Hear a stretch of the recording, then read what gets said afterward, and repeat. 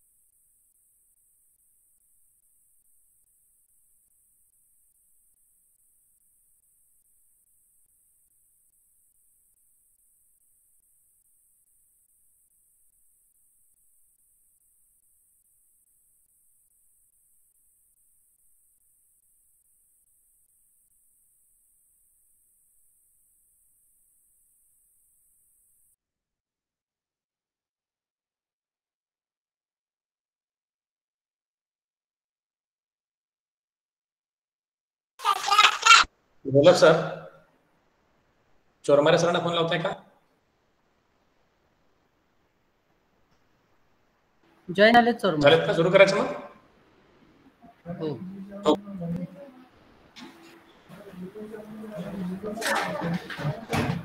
चालेल सर, सुरू करू दे.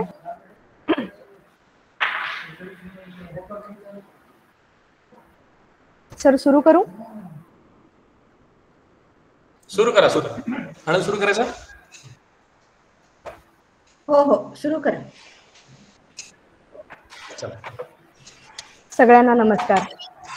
पुण्यश्लोक अहिल्यादेवी होळकर, सोलापूर विद्यापीठ सोलापूर, भाषा आणि वाङ्मय संकुल, दक्षिण महाराष्ट्र साहित्य सभा कोल्हापूर तसंच संस्कृती मंडळ मुंबई यांच्या संयुक्त विद्यमाने आयोजित वाचन प्रेरणा दिनानिमित्त आजच्या या विशेष व्याख्यानास उपस्थित सगळ्यांचं मनपूर्वक स्वागत.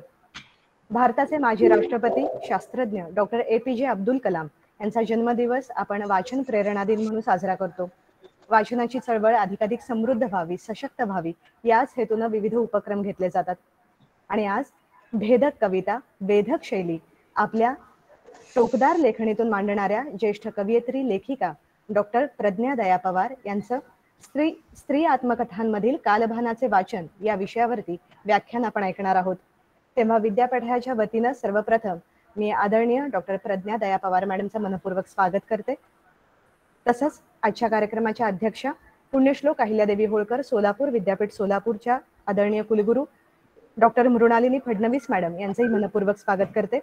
विद्यापीठाचे कुलगुरू डॉक्टर देवेंद्रनाथ मिश्रा सर, कुलसचिव डॉक्टर सुरेश पवार सर, आज उपस्थित दक्षिण महाराष्ट्र साहित्य सभा कोल्हापूरचे अध्यक्ष माननीय विजय चोरमारे सर, भाषा आणि वाङ्मय संकुलाचे संचालक प्राध्यापक डॉक्टर प्रभाकर कोळेकर सर, कार्यक्रम समन्वयक समीक्षक प्राध्यापक डॉक्टर दत्ता घोलप सर, विविध संकुलांचे संचालक, विद्यापीठ आणि इतर महाविद्यालयातील उपस्थित मराठी विभाग प्रमुख प्राध्यापक, भाषा अभ्यासक, उपस्थित सर्व विद्यार्थी, अर्थातच सर्व वाचन प्रेमींचं पुन्हा एकदा मनपूर्वक स्वागत. यानंतर 8 समृद्ध भाषांचं भाषा आणि वाङ्मय संकुलाच्या माध्यमातून सारथ्य करणारे संचालक आदरणीय डॉक्टर प्रभाकर कोळेकर सर यांना विनंती करते की त्यांनी कार्यक्रमाचं प्रास्ताविक करावं आणि सगळ्यांचं स्वागत करावं. नमस्कार. पुण्यश्लोक अहिल्यादेवी होळकर सोलापूर विद्यापीठ भाषा आणि वाङ्मय संकुल या संकुलाच्या वतीने आज जो महत्वाचा वाचक प्रेरणा दिनानिमित्त जे व्याख्यान आयोजित केलेलं आहे त्या व्याख्यानाच्या प्रमुख वक्त्या प्राध्यापक डॉक्टर प्रज्ञा पवार मॅडम यांचं मी स्वागत करतो. ज्यांच्या प्रेरणेमुळे आणि ज्यांच्या प्रयत्नामुळे विद्यापीठाची स्थापना झाल्यानंतर 14 वर्षानंतर भाषा संकुलाची स्थापना झाली आणि 8 भाषा विविध भाषांचा समुच्चय सुरू करण्याचे ज्यांनी खऱ्याच अर्थाने जे काम केलं ते आमच्या सन्माननीय कुलगुरू फडणवीस मॅडम, ज्यांच्या संयुक्त विद्यमाने हा कार्यक्रम होत आहे. असे दक्षिण महाराष्ट्र साहित्य सभा कोल्हापूर याचे अध्यक्ष माननीय विजय चोरमारे सर आणि ज्यांच्या समन्वयाने हा कार्यक्रम होत आहे तसे राज्य साहित्य आणि संस्कृती मंडळाचे सर्व मान्यवर पदाधिकारी, त्याचप्रमाणे विविध विद्यापीठातील मराठीप्रेमी शिक्षक, विविध महाविद्यालयातील मराठी भाषेविषयी आणि इतर भाषेविषयी प्रेम असलेले भाषाप्रेमी शिक्षक, विद्यार्थी मित्र हो, विविध संकुलाचे संचालक आणि आमच्याच विद्यापीठातील सगळ्या संकुलातील आणि विशेषतः भाषा आणि वाङ्मय संकुलातील उपस्थित सर्व विद्यार्थी बंधू आणि भगिनींनो, तुमचे मी विद्यापीठाच्या वतीने, दक्षिण महाराष्ट्र साहित्य सभेच्या वतीने, भाषा आणि वाङ्मय संकुल आणि राज्य साहित्य संस्कृती मंडळ याच्या वतीने हार्दिक स्वागत करतो. भाषा आणि वाङ्मय संकुलाची स्थापना ही गेल्या 2 वर्षापूर्वी झाली. माननीय कुलगुरू मॅडम जेव्हा विद्यापीठात जॉईन झाल्या तेव्हा लक्षात आले की सोलापूरमध्ये बहुभाषिक नगरी आहे. मराठी, हिंदी, त्याच्यानंतर उर्दू, कन्नडी, तेलुगू या विविध भाषा बोलल्या जातात आणि त्यावेळेला या जे विद्यापीठ कॅम्पसमध्ये भाषेचा एकही विभाग इथे कार्यरत नव्हता. म्हणजे पवार मॅडमला सांगायला मला आवडेल, कारण ज्या वेळेला मॅडम इथे जॉईन झाल्या त्यावेळेला 5 भाषा मी पहिल्यांदा सुरू केल्या, मराठी, हिंदी, इंग्लिश आणि संस्कृत आणि उर्दू. आणि त्यानंतर दुसऱ्या 2 वर्षानंतर 1 वर्षानंतर आम्हाला मागणी अशी आली की पाली, प्राकृत आणि कन्नड विभाग सुद्धा सुरू करा. लगेच मॅडमने त्याला सुद्धा परवानगी दिली आणि त्यानुसार आम्ही सध्या भाषा आणि वाङ्मय संकुलामध्ये 8 विभाग सुरू आहेत आणि 8 विभागामध्ये 24 इंटेक आमची कॅपॅसिटी आहे आणि साधारणपणे सगळे विभाग हे पूर्ण भरलेले असतात. विद्यार्थ्यांची मागणी वाढत आहे आणि त्यामुळे विद्यार्थ्यांची जी संख्या आहे, ऍडमिशनची जी संख्या आहे ती समाधानकारक आहे. हे एवढंच नाहीये तर फक्त ऍडमिशनवरच काम आम्ही करतो असं नाही, तर भाषा आणि वाङ्मय संकुलाच्या वतीने विविध संशोधन प्रकल्प सुद्धा आम्ही हाती घेतलेले आहेत. उदाहरणार्थ आता तुमच्याच संस्थेवर म्हणजे दक्षिण मराठी साहित्य सभेबरोबर आपण जे MOU केलेला आहे त्याच्यामार्फत आपल्याला पुढील एक कार्यक्रम आयोजित करण्यात आलेला होता, पण लॉकडाऊनमुळे राहिला आणि तो लोकशाहीर अण्णाभाऊ साठे यांच्या जीवनावरचा जो एक राष्ट्रीय सेमिनार आपण नियोजित करण्यात होता तो नियोजित आहे. त्याचप्रमाणे खादिम आणि उर्दू फोरम या संस्थाची उर्दू साहित्याशी निगडीत आहे. त्यांच्याबरोबर काम करत असताना माननीय कुलगुरू मॅडमच्या निर्देशानुसार अहिल्यादेवी होळकरांचे जे चरित्र मराठीमध्ये आहे ते चरित्र आपण उर्दूमध्ये ट्रान्सलेट करत आहोत. त्याचप्रमाणे आचार्य जंबूसागर ग्रंथमाला हे जे प्राकृत साहित्याशी निगडीत आहे त्या संस्थेबरोबर आपण कार्य करत असताना जे मॅन्युस्क्रिप्ट सोलापूरच्या परिसरामध्ये किंवा कर्नाटकच्या परिसरामध्ये आढळतात प्राकृती विषयासंदर्भातले ते संकलनाचे काम सुरू आहे. आगामी काळात आमचा विचार असा आहे की कर्नाटक युनिव्हर्सिटी, गुलबर्गा, त्याच्यानंतर गुलबर्गाची स्टेट युनिव्हर्सिटी आणि विजापूर युनिव्हर्सिटी, विविध महाराष्ट्रातील स्टेट युनिव्हर्सिटी, सेंट्रल युनिव्हर्सिटी बरोबर MOU करून जॉईंट रिसर्च प्रोजेक्ट काय करता येईल का यासाठी प्रयत्न करत आहोत. या उपरांत आणखी महत्वाचं म्हटलं तर कौशल्य विकास केंद्राच्या वतीने जे विविध कौशल्याधारित कोर्सेस चालतात त्याच्यामधील 4 कोर्सेस जे सर्टिफिकेट कोर्स जे आहेत कम्युनिकेशन स्किलवरचे, जे इंग्लिश आणि त्याच्यानंतर संस्कृत, उर्दू आणि पाली याच्याविषयी काम करतच आहोत. ट्रान्सलिटरेरिया ही जी टर्म्स मॅडमनी आम्हाला उद्बोधित करून सांगितली त्याच्या संदर्भात सुद्धा गेल्याच 15 दिवसापूर्वी 13 तारखेला विद्यापीठाने करार केलेला आहे का IT क्षेत्राच्या कंपनीशी IT मधील जे काय लँग्वेज आहे त्याचा भारतीय भाषाशी काय संगम करून त्यांना आपल्याला भारतीय भाषा ह्या डिजिटल स्वरूपात कशा रीतीने प्रसारित करता येईल यासाठी सुद्धा विद्यापीठ प्रयत्न करत आहे. हे करत असताना बेसिक लेवलला ज्या मुलांना संशोधनाची आवड निर्माण व्हावी या भूमिकेतून विद्यापीठाच्या सर्व शिक्षकांनी आमच्या विद्यार्थ्यांना आम्ही छोटे प्रकल्प सुद्धा दिलेले आहेत. ते अनुवादाच्या स्वरूपात असतील, ते भाषाशास्त्राच्या स्वरूपात असतील, त्याचप्रमाणे लोकल जे एम्प्लॉयबिलिटी वाढली पाहिजे भाषेचा दृष्टिकोन, कथा, पटकथा, अँकरीच्या स्वरूपात संशोधन व्हायला पाहिजे या भूमिकेतून मुलांकडून आम्ही संशोधन प्रकल्प सुद्धा करून घेतलेले आहेत. म्हणजे विषय फक्त साहित्यापुरता मर्यादित न ठेवता त्याचा साहित्याचा आणि संस्कृतीचा मेळ घालून त्याच्यातून रोजगार निर्मिती व्हावी हा सुद्धा एक महत्वाचा जो दुवा राहिलेला होता तो साधण्याचा आम्ही प्रयत्न करत आहोत. आणि यामध्ये सगळे जे शिक्षक आहेत ते खूप कार्यरत आहेत, परंतु या सगळ्यांना खऱ्या अर्थाने प्रेरणा द्यायचे काम जे आहे ते माननीय कुलगुरू मॅडम करतात. त्याबद्दल संकुलाच्या वतीने कुलगुरू मॅडमचे खऱ्या अर्थाने आभार मानतो. कारण मी समाजशास्त्राचा, इतिहासाचा माणूस, बाकीच्या विषयातील लोक जे आहेत ते भाषा विषयाचे आणि मॅडम या आमच्या इकॉनॉमिक्सच्या, तरी देखील भाषेविषयीची असलेली प्रेम आणि त्याच्यातून त्यांची असलेली तळमळ या भूमिकेतून भाषा विषय हे पुढे जात आहे. मला सांगायला आनंद वाटतो की संबंध महाराष्ट्रामध्ये 12 जे विद्यापीठ आहेत, माझ्या माहितीप्रमाणे, कदाचित माझी माहिती चुकीची असू शकते, सर्व 8 भाषा विषय हे एकाच छत्रीमध्ये, एकाच स्लॅबखाली, एकाच संकुलामध्ये शिकवलं जाणारं सोलापूर म्हणजे पुण्यश्लोक अहिल्यादेवी होळकर सोलापूर विद्यापीठ हे एकमेव विद्यापीठ आहे असं मला आनंदाने सांगावं वाटतं. आणि ऍडमिशन सुद्धा आमचे समाधानकारक आहेत. गेल्या वर्षी जर एक सर्वात महत्वाचा मुद्दा, शेवटचा मुद्दा मी सांगतो, गेल्या वर्षी जेव्हा आम्ही नॅशनल वेबिनार आयोजित केला होता, माननीय राज्यपाल भगतसिंह कोश्यारी साहेबांनी या वेबिनारचं उद्घाटन केलं होतं. हे आमच्यासाठी खूप गौरवास्पद दिन होता. आणि हे करत असताना जनमानसाचा सुद्धा आम्हाला मोठ्या प्रमाणात सहकार्य मिळत आहे. आम्ही विद्यापीठ म्हणून फक्त साहित्यावरच काम करतो असं नाही, तर एखाद्या सामाजिक क्षेत्रामध्ये काम करत असताना पाली भाषेचं कसं योगदान आहे, संस्कृत भाषेचं कसं योगदान आहे हे समजून घेण्यासाठी सर्वे प्रकल्प सुद्धा राबवले आहेत. हे सगळं करत असताना विद्यापीठ आणि समाज याच्यामधील एक दुवा साधण्याचा प्रयत्न या विविध उपक्रमातून साधला जातो आहे. त्याच्यातलीच पुढली कडी किंवा त्याच्यातील पुढचं पुष्प म्हणून आजचा वाचक प्रेरणा दिन आहे. यासाठी म्हणून आपण ज्या माननीय वक्त्याने इथे बोलले आहे प्रज्ञा पवार मॅडमना, त्यांचं खूप वेळा वाचन आणि लेखन आपण वर्तमानपत्रातून, त्याच्यातून विविध ग्रंथातून ऐकत असतो. आज त्यांना प्रत्यक्ष ऐकण्याची संधी आपल्याला उपलब्ध होणार आहे. त्याबद्दल पवार मॅडमचं पुन्हा एकदा स्वागत करतो. माननीय कुलगुरू मॅडम आणि सर्व विद्यापीठ प्रशासनाच्या सुद्धा स्वागत करतो. कार्यक्रमाचे समन्वयक यांनी जे चांगले समन्वय केले तसं दत्ता घोलप यांचे सुद्धा मी खऱ्या सगळ्या संयोजकाच्या वतीने कौतुक करतो. आणि तुमच्या सगळ्यांचे स्वागत आणि माझा अल्पसा किंवा लांबलेला प्रस्तावने थांबवतो. धन्यवाद. धन्यवाद सर. बहुभाषिक सोलापुरातील हे बहुभाषी संकुल, या संकुलाचा भाषा अभ्यास असेल किंवा संशोधन असेल यासाठी चालू असणारे प्रयत्न सरांनी मांडलेले आहेत. यानंतर ज्येष्ठ पत्रकार, दक्षिण महाराष्ट्र साहित्य सभा कोल्हापूरचे अध्यक्ष माननीय विजय चोरमारे सर यांना मी विनंती करते की त्यांनी त्यांचं मनोगत व्यक्त करावं. सर म्यूट आहात तुम्ही, अनम्यूट करा. सर्वांना मनपूर्वक नमस्कार. दक्षिण महाराष्ट्र साहित्य सभा कोल्हापूर, पुण्यश्लोक अहिल्यादेवी होळकर सोलापूर विद्यापीठ सोलापूर आणि महाराष्ट्र राज्य साहित्य आणि संस्कृती मंडळ मुंबई यांच्या वतीनं संयुक्तपणे आज वाचन प्रेरणा दिनाच्या निमित्तानं आपण आजचा हा कार्यक्रम आयोजित केलेला आहे. खरं तर वाचन प्रेरणा दिन 15 तारखेचा, मग 15 तारखेच्या आदल्या आठवड्यात त्यानिमित्ताचे उपक्रम सुरू होतात आणि मग हळूहळू वाचन प्रेरणा दिनाचा वाचन प्रेरणा सप्ताह आणि नंतर पुढे वाचन आपण आता 15वड्याकडे निघालो आहोत. वाचन प्रेरणा 15वडा घेऊन, म्हणजे एक दिवसावरून आपण हळूहळू 15वड्याकडे निघालो. ही खूप चांगली गोष्ट आहे. म्हणजे वाचन ही अखंड 12 महिने करण्याची गोष्ट असली तरी त्याचा एक जागर आपण अधिक काळ या निमित्तानं करतोय आणि त्यात आपण सगळे सहभागी होतो. ही आपल्या सगळ्याच्या दृष्टीने आनंदाची आणि भाग्याची गोष्ट आहे. खर तर या निमित्तानं आम्हाला आज पुण्यश्लोक अहिल्यादेवी होळकर सोलापूर विद्यापीठाच्या सोबत पहिला कार्यक्रम करण्याची संधी मिळते. कोळेकर सरांनी यात आधी सुरुवातीला उल्लेख केला की लॉकडाऊन जाहीर व्हायच्या आधी खर तर अण्णाभाऊ साठे यांच्या जन्मशताब्दी निमित्त एक राष्ट्रीय सेमिनार अण्णाभाऊंच्या साहित्याच्या संदर्भात घ्यायचं नियोजित केलेलं होतं. तारीख वक्ते सर्व ठरलेलं होतं, पण अचानक लॉकडाऊन जाहीर झाला. सर्व सार्वजनिक कार्यक्रमावर बंदी आली आणि आपल्याला तो कार्यक्रम स्थगित करावा लागला.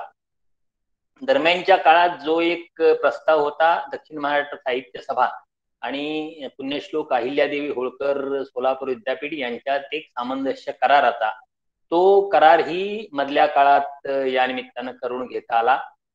त्यासाठी कोळेकर सर असतील आणि विद्यापीठाच्या कुलगुरू आदरणीय फडणवीस मॅडम असतील यांनी सहकार्य केलं आणि दक्षिण महाराष्ट्र साहित्य सभा जी 4 दशक कोल्हापूर, सांगली, सातारा, सोलापूर आणि कर्नाटकाचा जो मराठी सीमा भाग आहे त्या हे कार्यक्षेत्र घेऊन 4 दशक काम करते. म्हणजे त्यावेळेचे देशाचे उपपंतप्रधान यशवंतरावजी चव्हाण यांच्या प्रेरणेने आणि त्यांच्या हस्ते उद्घाटन झालेली ही संस्था आम्ही 4 दशके सातत्यानं काम करतोय. आणि सोलापूर विद्यापीठासारख्या एका नामवंत विद्यापीठाच्या सोबत एक सामंजस्य करार करताना आणि एकत्रित काही वाङ्मयीन क्षेत्रात काम करताना करायला आपण एकत्र येत आहोत, ही आमच्या दृष्टीनेही आनंदाची आणि खूप भाग्याची अशी गोष्ट आहे असं मी मानतो. या सामंजस्य करारासाठी मी उल्लेख केला त्याप्रमाणे फडणवीस मॅडम असतील, कोळेकर सर असतील आणि यासाठी पुढाकार घेणारे आमचे मित्र मराठीतले आजचे जे आघाडीचे समीक्षक आणि विद्यापीठातले मराठीचे अध्यापक डॉक्टर दत्ता घोलप यांनी विशेष पुढाकार घेतला आणि त्यांच्या कल्पनेतून हा सामंजस्य करार होऊ शकला. पुढच्या काळात आता संयुक्तपणे आपल्याला वाङ्मयीन पातळीवरचे अनेक वेगवेगळे उपक्रम एकत्रितपणे करता येतील. आजचा हा वाचन प्रेरणा दिनाचा जो कार्यक्रम आहे तो खर तर महाराष्ट्र राज्य साहित्य संस्कृती मंडळाच्या सचिव आदरणीय मीनाक्षी पाटील मॅडम आणि त्यांचे सर्व सहकारी आणि दक्षिण महाराष्ट्र साहित्य सभेचे माझे सगळे सहकारी यांच्या संकल्पनेतून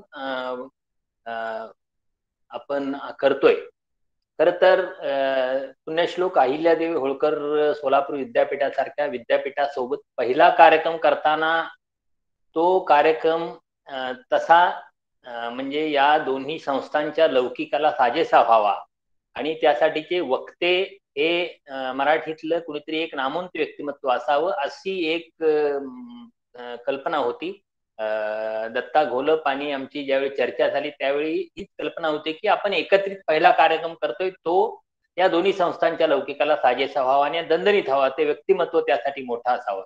आणि अनेक नावांचा विचार केल्यानंतर सन्मान्य प्रज्ञादया पवार मॅडम यांच्या नावावर आमचं एकमत झालं आणि गेले काही काळ त्यांचं एकूण कार्यबाहुल्य, विद्यापीठाच्या महाविद्यालयाच्या जबाबदाऱ्या, त्यांच्या व्यक्तिगत लेखन आणि अन्य काही जबाबदाऱ्या या सगळ्यातून खरं तर हे त्यांचं सगळं जमणं आजचं कठीण होतं. पण दक्षिण महाराष्ट्र साहित्य सभेशी असलेले त्यांचे ऋणानुबंध आणि सोबत सोलापूर विद्यापीठ आहे हे सगळं गृहीत धरून त्यांनी आमच्या विनंतीला मान दिला आणि हे निमंत्रण स्वीकारून आज वेळ काढून हे या उपक्रमात सहभागी होण्याची विनंती मान्य केली.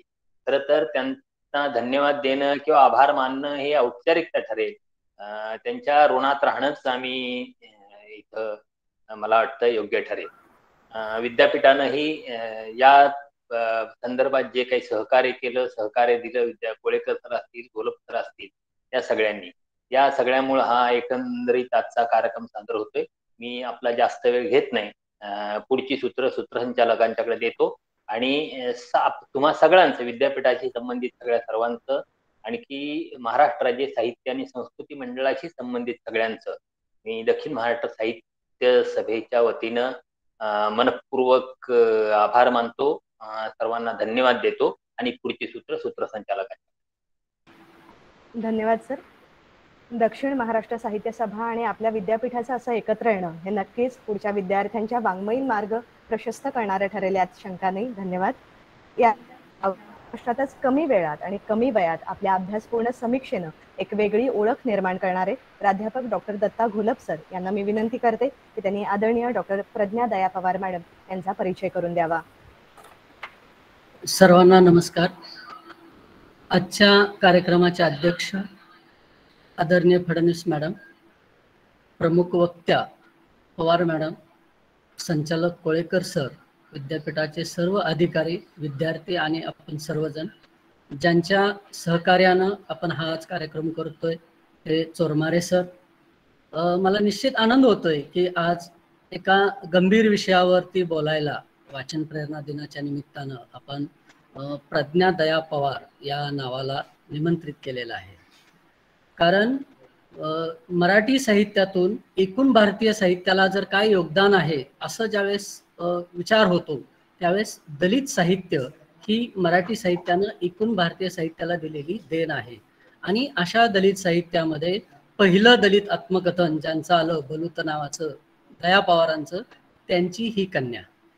वैचारिक वारसा घेऊन आलेल्या या कवयित्रींना आपल्या पुढं सादर करताना मला निश्चित आनंद आहे. आणि दुसरं असं, वाचन प्रेरणा दिनाच्या निमित्तानं अलीकडं वाचनासंबंधानं या बाजारू काळात फार उथळ चर्चा होताना दिसतात.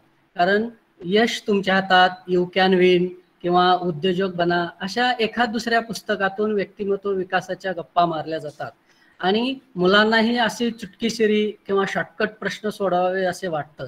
खरं तर वाचन व्यवहाराचा सामाजिक आशय काय असावा असंच मॉडेल PGच्या पातळीवर किंवा MAच्या पातळीवरच्या विद्यार्थ्यांपुढे ठेवावं हा हेतू घेऊनच मी चोरमारे सरांशी बोलत होतो. कारण खूप काही वाचल्यानंतर किंवा एकाच पद्धतीनं वाचल्यानंतर आपला स्वतःचा एक स्वतंत्र विचारव्यूह तयार होत असतो आणि असा एक स्पेसिफिक विषय घेऊन त्या विषयाच्या सर्व बाजू सांगणाऱ्या वक्त्या किंवा वक्ते आम्हाला हवे होते आणि त्यातूनच प्रज्ञा पवार मॅडमचं नाव समोर आलेलं आहे.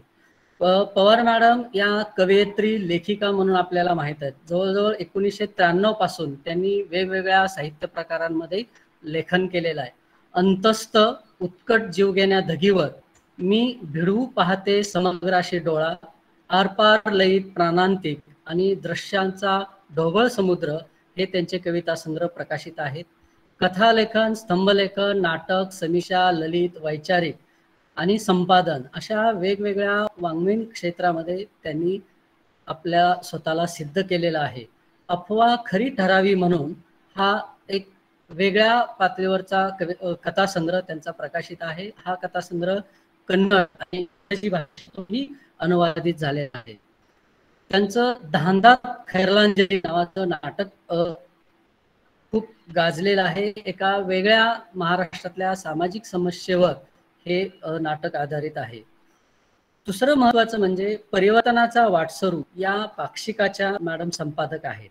तसंच ठाणे येथे सतीश प्रधान ज्ञानसाधना महाविद्यालयात त्या गेले 31 वर्ष मराठीच्या प्राध्यापक आणि विभाग प्रमुख म्हणून कार्यरत आहेत. अनेक महत्वाच्या राज्यस्तरीय राष्ट्रीय पातळीवर दिल्या जाणाऱ्या पुरस्कारांनी त्यांना सन्मानित केलेलं आहे. आणि विशेष आनंदाची बाब म्हणजे त्यांच्या कवितांचा भारतीय भाषांसह इंग्रजी, जर्मन, रशियन, इटालियन भाषेतून अनुवाद झालेले आहेत.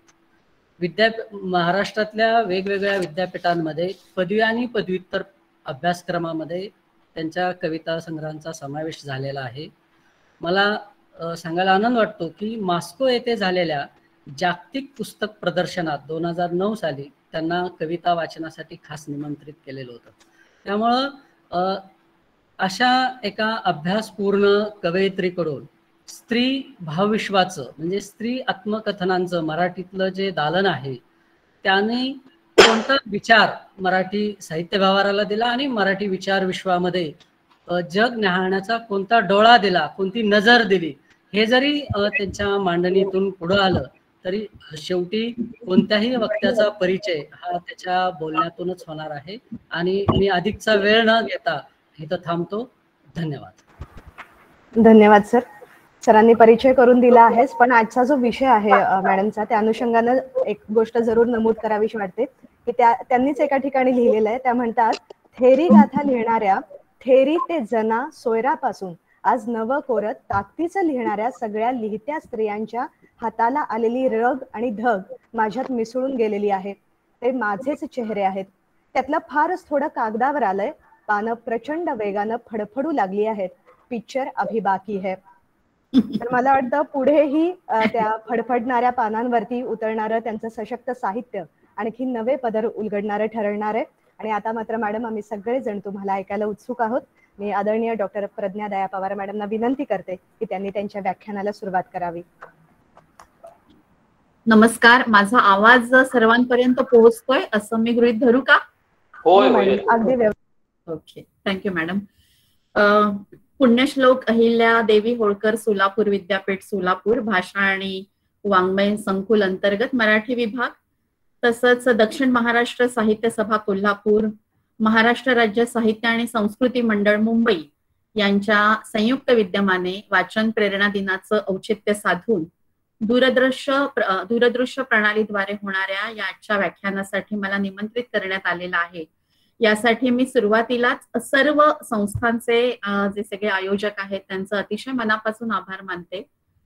आजच्या कार्यक्रमाचं अध्यक्षस्थान भूषवणाऱ्या सन्माननीय कुलगुरू आदरणीय डॉक्टर मृणालिनी फडणवीस मॅडम, ज्यांनी नुकतीच सुरुवातीला प्रास्ताविकपर एक भूमिका मांडली आणि एकूण विविध भाषांचं साहचर्य कसं या एका संकुलामध्ये आहे आणि पुढचे सुद्धा अनेक अभिनव असे जे प्रोजेक्ट म्हणा किंवा जे उपक्रम आहे त्याची आपल्याला सगळ्यांना माहिती दिली ते भाषा आणि वाङ्मय संकुलाचे संचालक सन्माननीय डॉक्टर प्रभाकर कोळे सर, दक्षिण महाराष्ट्र साहित्य सभा या ख्यातनाम संस्थेचे अध्यक्ष, वरिष्ठ पत्रकार, सुप्रसिद्ध कवी, अनुवादक आणि आमचे स्नेही सन्माननीय विजय चोरमारे, ज्यांनी माझा नुकताच परिचय करून दिला आणि ज्यांच्याकडे आम्ही खरं तर मराठीच्या समीक्षा क्षेत्रातलं एक अतिशय आश्वासक नाव या पद्धतीने या भूमिकेतून पाहतो ते मराठीचे आघाडीचे प्राध्यापक आणि समीक्षक डॉक्टर दत्ता घोलप.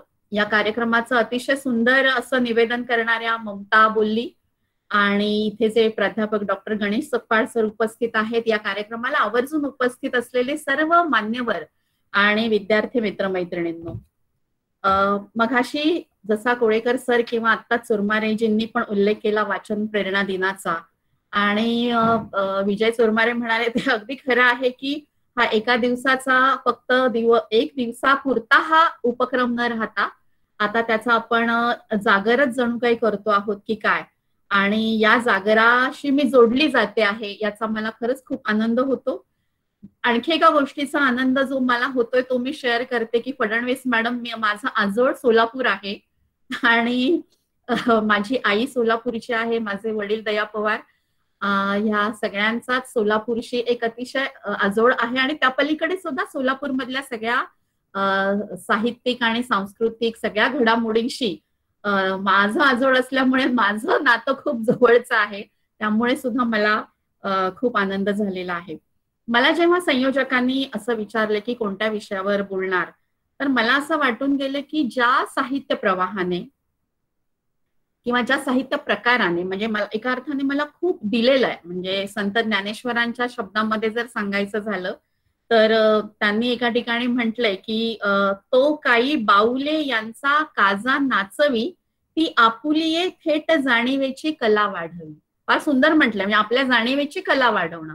तर मला असं वाटलं की माझ्या जाणीवेची कला ज्यांनी वाढवली, विस्तारित केली, तर ते जे सगळं स्त्रियांचं लेखन आहे, स्त्री संहिता आहेत आणि मला ज्यांनी विस्तारत नेलं, मला ज्यांनी माझं बोट धरून काही पावलं त्यांच्या सोबत चालवलं, तर या स्त्रियांच्या लेखनाविषयी विशेषतः स्त्री आत्मकथनातल्या कालभानाचं वाचन या अनुषंगाने काही निरीक्षण मांडावीत असं मला वाटलं. खरं तर हा जो विषय आहे या विषयाचा आवाका, या विषयाची व्याप्ती आणि एकूण कालपट जरी आपण बघितला तर तो खूप मोठा आहे. त्यामुळे फार खूप विस्ताराने मला माझ्या नियोजित वेळेमध्ये कदाचित मांडणी करता येणार नाही, पण तरीही काही मला जी जाणवणारी महत्वाची जी निरीक्षणं आहेत ती निरीक्षणं मी आपल्या सगळ्यांसमोर ठेवण्याचा प्रयत्न करते. सुरुवातीला उल्लेख झाला किंवा आताही मी बोलले त्याप्रमाणे एकूण ह्या साहित्य प्रकाराशी, खरं तर कुठल्याही साहित्य प्रकाराशी मराठीच्या प्राध्यापकाचं, अभ्यासकाचं खूप जवळचं नातं असतं. तसंच माझंही आहे. मी एक थोडं बहुत लिहिणारी आणि प्राध्यापिका या नात्याने सगळ्याच साहित्य प्रवाहांवर मनापासून प्रेम करणारी व्यक्ती आहे असं म्हणायला पाहिजे.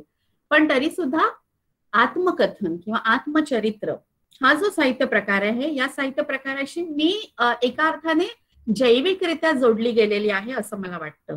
बलुतकार दया पवार ज्यांचा आता उल्लेख झाला की ज्यांच्या आत्मकथनामुळे एकूणच मराठीतल्या 60 अशा सगळ्या साहित्य विश्वामध्ये दलित साहित्याचा जो ओनामा झाला आणि त्या ओनामानंतर दलित साहित्य नावाचा जो साहित्य प्रवाह आहे की जो केवळ वाङ्मयीन स्थित्यंतर असं आपण त्याकडे बघत नाही, तर ते एक प्रकारचं सांस्कृतिक स्थित्यंतर होतं. आणि मग एकूण कवितेची लाट आली किंवा आत्मकथनांची लाट आली आणि बलुत नंतर एक संपूर्ण मराठी साहित्याचा जो काही एक परिघा पल्याडचं जे सगळं आलं आणि एका अर्थाने मराठी साहित्याच्या केंद्र तत्वाचं जे विचलन झालं असं आपण म्हणतो, तर ते दया पवार की ज्यांच्या बलुत या आत्मकथनाचं वर्णन mother of all Dalit autobiographies असं केलं गेलं आणि ते जागतिक पटलावर पण पोहोचलं. त्यामुळे 2 आत्मकथन करते माझ्या घरातच आहेत, एक दया पवार आणि दुसरं म्हणजे माझी आई हिरा पवार. आईने देखील सांगायची गोष्ट म्हणजे हे अलीकडच्या काळामध्ये एक अतिशय महत्वाचं असं आत्मकथन लिहिलेलं आहे. मला असं वाटतं की आजच्या सगळ्या माझ्या मांडणीमध्ये मी काही सुरुवातीला आत्मकथन या साहित्य प्रकाराच्या त्या सगळ्या एका तात्विक चर्चेमध्ये शिरत नाही, पण एक निश्चितपणे मला इथे सांगावंसं वाटतं की मराठी मधल्या स्त्रियांच्या आत्मकथनाने आणि दलित आत्मकथनाने आपल्याला असं दिसतं की या दोन्ही आत्मकथनात्मक प्रवाहाचा जर विचार करायचा झाला तर या दोन्ही प्रवाहामध्ये लिहिल्या गेलेल्या आत्मकथनांनी मराठीतल्या, केवळ मराठीतल्याच नाही, खरं तर मला असं म्हणायचंय की भारतातल्या सुद्धा या सगळ्या आत्मकथनात्मक तत्वचर्चेला काही प्रश्न विचारलेले आहेत. आणि हे प्रश्न मला असं वाटतं की हे एका अर्थाने सांस्कृतिक प्रश्न आहेत असं म्हणता येईल. की जसं आपल्याला तिथे दिसतं की आफ्रिकन अमेरिकन स्त्रियांनी लिहायला सुरुवात केली आणि त्यांनी त्यांची जी काही स्वकथनं वेगवेगळ्या फॉर्म मध्ये मांडली, पण विशेषतः आत्मकथनांमधून मांडली, तर ज्या अर्थाने आफ्रिकन आणि अमेरिकन वंशाच्या स्त्रियांनी लिहिलेल्या संहितांमधून त्या तत्वचर्चेला प्रश्नांकित केलं गेलं, तसंच आपल्याला दिसतं की आशियाई स्त्रिया असतील, तिकडच्या स्त्रिया असतील आणि आपल्याकडे जे दलित आत्मकथनं आली आणि दलित स्त्री आत्मकथनं आली, त्यामधून सुद्धा मला असं वाटतं की एकूण आत्मकथनात्मक अशा किंवा आत्मचरित्रात्मक अशा तात्विक विचाराला, तात्विक मांडणीला, सैद्धांतिक अशा मांडणीला एक वेगळ्या पद्धतीची परिमाणं आली, किंबहुना ते प्रश्नांकित केली गेली. म्हणजे तात्विक भूमिकाच प्रश्नांकित केलं जाण्याची एक प्रक्रिया ही आपल्याला जगभरामध्ये दिसते, ती आपल्याला आशिया खंडामध्ये दिसते, ती तिथे देखील दिसते आणि तिथल्या युरोप केंद्रीय आणि अमेरिका केंद्रीय असं जे अकॅडमिक्स आहे, असं जे एक विद्यापीठीय असं जे चर्चा विश्व आहे, तिथे सुद्धा या सगळ्या संहितांनी एका अर्थाने कृतिशील असा हस्तक्षेप केलेला आहे आपल्याला दिसतं. आणि या दृष्टीने मला असं वाटतं की जसं आणि ते तात्विक प्रश्न नेमके कोणते आहेत की जेव्हा आपण असं म्हणतो की आत्मकथनामध्ये स्व असतो, आत्मकथनामध्ये मी हा मुख्य असतो, पण हा जो स्व आहे, हा स्व किंवा हा जो मी आहे, हा एक अखंड आहे का? ह्या मीपणाला म्हणजे एका काय म्हणूया, एका इन्व्हर्टेड कॉमामध्ये किंवा आपण असं म्हणूया की कोट अनकोट मी, स्व, आत्म हा या संपूर्ण भारतासारख्या समाज व्यवस्थेमध्ये की जिथे वंश, धर्म आहे, वर्ण आहे, जात आहे, पुरुष सत्ताक समाज व्यवस्था आहे, भांडवली अशा सगळ्या यंत्रणा आहेत आणि या सगळ्या विषम व्यवस्था जेव्हा एकमेकींच्या हातात हात घालून चालत असतात आणि त्यातून शोषणाची जी परिमाणं आहेत किंवा जी हिंसकता आहे किंवा जी हिंसा आहे किंवा जे क्रौर्य आहे ते अनेक पटीने आपल्याला वाढताना दिसतं, तर त्या बाबतीमध्ये हा स्व हा कुठल्याही पद्धतीने खंडित न होता राहू शकतो का? मग स्त्री जेव्हा बाई लिहिते तेव्हा तिचा स्व, एखादा वंचित समाजातला पुरुष जेव्हा काहीतरी आपल्या आत्मकथनामधून मांडणी करतो तो स्व, तर या अर्थाने ह्या स्वची एक चिकित्सा ही या सगळ्या अलीकडच्या काही काळामध्ये सातत्याने झालेली आहे असं आपल्याला म्हणता येईल. आपल्याला 19व्या शतकाचा कधी लिहायला म्हणजे स्त्रियांच्या आत्मकथनाचा जर आपण विचार करायला लागलो तर साधारणपणे ही सगळी सुरुवात कधी झाली असं आपल्याला म्हणता येईल किंवा असा जर प्रश्न आपल्या समोर असेल तर निसंशयपणे आपल्याला असं दिसतं की 19व्या शतकाच्या उत्तरार्धामध्ये ही सुरुवात झालेली आहे, 20व्या शतकाच्या थोडंसं आधी. आणि अतिशय गुंतागुंतीच्या पद्धतीने एकूणच जी वर्चस्ववादी विचार प्रणाली आहे की ती कुटुंबविषयक असेल किंवा ती राष्ट्रविषयक असेल किंवा ती साम्राज्यवादाविषयक असेल की राष्ट्र उभारणीचा जो प्रकल्प त्या काळामध्ये घडत गेला, त्या राष्ट्र उभारणीच्या प्रकल्पामध्ये वाटचाल करताना आणि आधुनिकतेकडे जाताना जे स्वभान किंवा जे आत्मभान आहे ते खंडित झालं की काय झालं याची चर्चा सुद्धा या सगळ्या आत्मकथनांमधून, त्यांच्या सगळ्या अनुभवांमधून त्यांनी मांडलेली आहे. आणि मला असं दिसतं की हे सगळे संघर्ष कसे मांडले गेलेले आहेत, ते कसे आकाराला आलेले आहेत, त्यातून त्यांचं जग कसं त्यांना दिसतं, त्याचं वाचन त्यांनी कसं केलेलं आहे. आणि केवळ एवढंच नाही तर स्त्रियांनी त्यातून प्रतिकाराच्या किंवा संघर्षाच्या सुद्धा ज्या रीती आहेत किंवा ते जे मार्ग आहेत ते मार्ग कसे शोधले आहेत हे सुद्धा या सगळ्या आत्मकथनांमधून आपल्याला पाहता येईल. त्यानंतर आपल्याला 1910 मध्ये, म्हणजे मी सुरुवात जिथून करणार आहे, की आपल्याला असं दिसतं की ही आधुनिकतेचं प्रतिनिधित्व ज्या आत्मकथनामधून दिसतं, तर मला असं वाटतं की 1910 मध्ये रमाबाई रानडे यांचं माझ्या आयुष्यातील काही आठवणी हे एक अतिशय महत्वाचं आत्मकथन प्रसिद्ध झालं. काही नावं इथे घ्यायला पाहिजेत की जी या सगळ्या प्रवाहामधली फार महत्वाची आत्मकथनं आहेत आणि ज्यांनी त्यांच्या काळाचं वाचन करताना त्यातल्या ज्या गुंतागुंती आहेत त्या गुंतागुंती सुद्धा समजून घेतलेल्या आहेत आणि त्यातून एक प्रकारच्या प्रतिकाराच्या शक्यता काय असू शकतात हे सुद्धा त्यांनी आत्मकथनामधून सांगितलं. आपल्याला असं दिसतं की पार्वतीबाई आठवले यांचं माझी कहाणी सारखं आत्मकथन असेल. आता मी ज्याचा उल्लेख केला ते रमाबाई रानडे यांचं माझ्या आयुष्यातील काही आठवणी असेल, किंवा लक्ष्मीबाई टिळकांचं स्मृतिचित्र की जे आपण संपूर्ण मराठी आत्मकथनाच्या प्रवाहामध्ये एक मानदंड म्हणून मानतो ते आत्मकथन असेल. आनंदीबाई कर्वे यांचं माझे पुराण सारखं आत्मकथन असेल. अशा काही आत्मकथनांचं शीलवती केतकर मीच हे सांगितलं पाहिजे सारखं आत्मकथन असेल. गोदावरी परुळेकरांचं जेव्हा माणूस जागा होतो सारखं आत्मकथन असेल, किंवा हंसा वाडकर यांचं सांगते ऐका चित्रपट सृष्टीमध्ये गेल्यानंतर चित्रपट सृष्टीमध्ये कोणत्या स्त्रियांनी जावं, गरत्या स्त्रियांनी जाऊ नये अशा सगळ्या काळामध्ये हंसा वाडकरांनी तिथे प्रवेश केलेला आहे आणि बलात्कार होतो तरी कसा या संबंधीची जी त्यांची ती म्हणजे लैंगिकता आणि एकूण तो सगळा सार्वजनिक विश्वामध्ये पाय टाकल्यानंतर नेमकं काय घडलेलं आहे याची अत्यंत भेदक अशी मांडणी हंसा वाडकर यांनी आपल्याला सांगते ऐकामधून केलेली दिसते. तर अशा प्रकारे अगदी दुर्गाबाई खोटे यांच्या मी दुर्गा खोटे किंवा लीला चिटणीस चंदेरी दुनियेत सारखं आत्मकथन आहे. अशा अनेक आत्मकथनांची इथे मला नावं घेता येतील आणि आपल्याला असं म्हणता येईल की ही सगळी जी आधुनिकता म्हणजे काय, मुळामध्ये आधुनिकतेचं प्रतिनिधित्व करणारी त्यांची पावलं जी या सगळ्या आत्मकथनामध्ये दिसतात. आणि काही प्रसंग हे मी सुरुवातीला यासाठी वाचून दाखवेन कारण माझं सगळं जे म्हणणं आहे ते फ्लोटिंग राहू नये. त्यांनी आधुनिकतेचं प्रतिनिधित्व कसं केलं किंवा ती सगळी एका अर्थाने आधुनिकतेची सत्ता ही या सगळ्या याच्यामध्ये कशी ग्रॅब केली म्हणत असताना त्याला त्या कसं सामोरं गेल्या, की एका ठिकाणी त्यांनी असा उल्लेख केलेला आहे की काशीबाई कानेटकरांनी आनंदीबाईंचं चरित्र लिहिलं आणि काशीबाई कानेटकर यांनी आनंदीबाईचं जे चरित्र 1912 साली प्रसिद्ध झालं त्यामध्ये आनंदीबाई त्यांच्या पतींना पत्र लिहितात आणि त्या पत्रामध्ये त्यांनी असं म्हटलेलं आहे की इकडील घरातील खोल्या आपल्या तिकडील मानाने पाहिल्यास बऱ्याच लहान असतात असं म्हटलं पाहिजे. इकडच्या खोल्यात अद्भुत असं काहीच नाही वगैरे वगैरे असं ते वर्णन करतात. आणि बर्फाचं ते जे वर्णन करतात ना की घरात बसून पाऊस आणि बर्फ यांचा देखावा फारच चमत्कारिक दिसतो.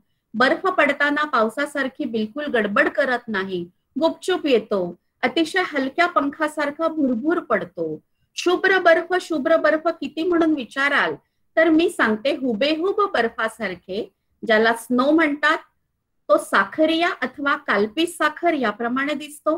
परंतु या स्वयंभू स्नोवर पाऊस पडला की त्याचा कृत्रिम बर्फ बनतो, त्याला आईस असे म्हणतात. तो थेट भिंगाप्रमाणे दिसतो. तो रस्त्यात चुकून राहिल्यास लोक धबाधबा आपटतात, अनेक प्रकारची दुखापत करून घेतात.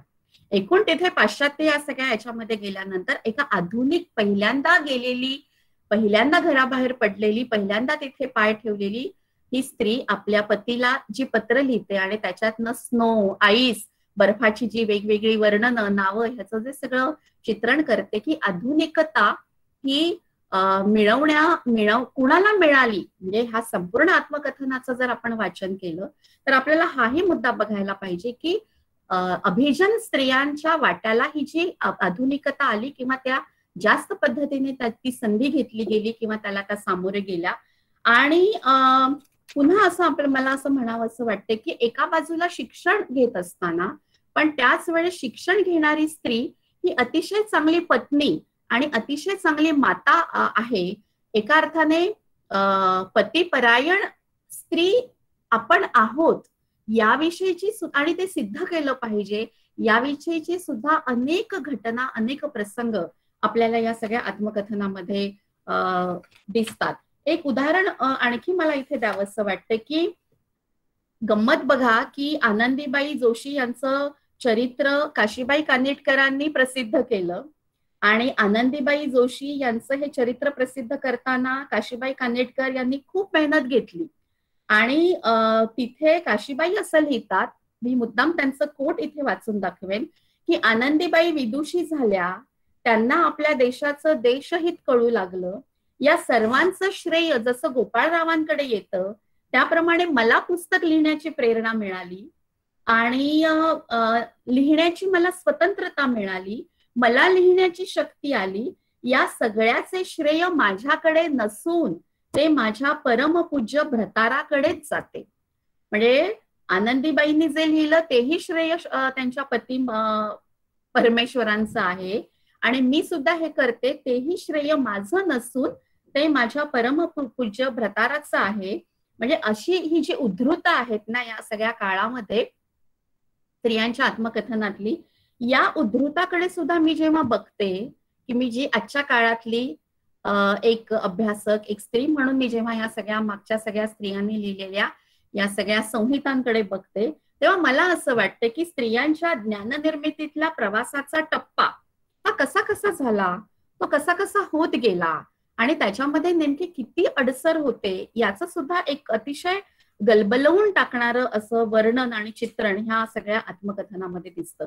आणखी एक उदाहरण मी सुरुवातीला देणार आहे ते असं आहे की आमच्या आयुष्यातील काही आठवणी लिहिणाऱ्या या ज्या रमाबाई रानडे आहेत की त्यांचं पुस्तक सुद्धा प्रसिद्ध झालं त्या काळामध्ये आणि 1910 मध्ये, आणि त्यांनी देखील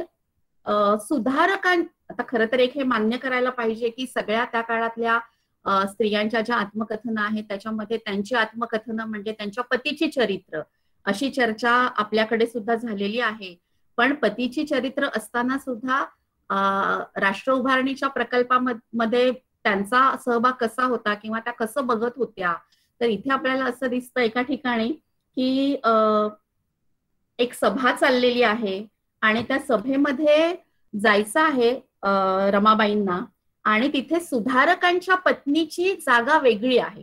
म्हणजे सुधारकांची रांग वेगळी आहे एका सार्वजनिक ठिकाणच्या सभेमध्ये, सुधारक पुरुषांनी कुठे बसायचं त्याची एक रांग आहे आणि सुधारकांच्या पत्नीने कुठे बसायचं त्याची वेगळी रांग आहे आणि दुसऱ्या स्त्रियांची वेगळी रांग आहे आणि त्या हिणवतायत. म्हणजे रमाबाईंना त्या हिणवतायत की एरवी तुम्ही बाहेर जाता, तुम्ही सुशिक्षित स्त्रिया आहात, तुम्ही परपुरुषाच्या मांडीला मांडी लावून बसता, त्याच्या शेजारी बसता, मग इकडे तुम्ही आमच्या शेजारी कशाला बसता, तुम्ही तिथेच बसायला पाहिजे. आणि तो सगळा प्रसंग त्यांनी तिथे लिहिलेला आहे रमाबाई रानडे यांनी.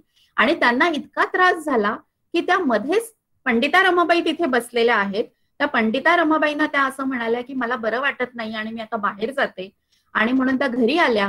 घरी आल्यानंतर त्यांनी त्यांच्या ताई सासूबाईंना मी खूप पराक्रम केला आहे अशा पद्धतीने त्या त्यांना सांगू लागल्या आणि त्यांच्या ताई सासूबाई पण म्हणाल्या हो हो तू केलंस हे फार बरं झालं.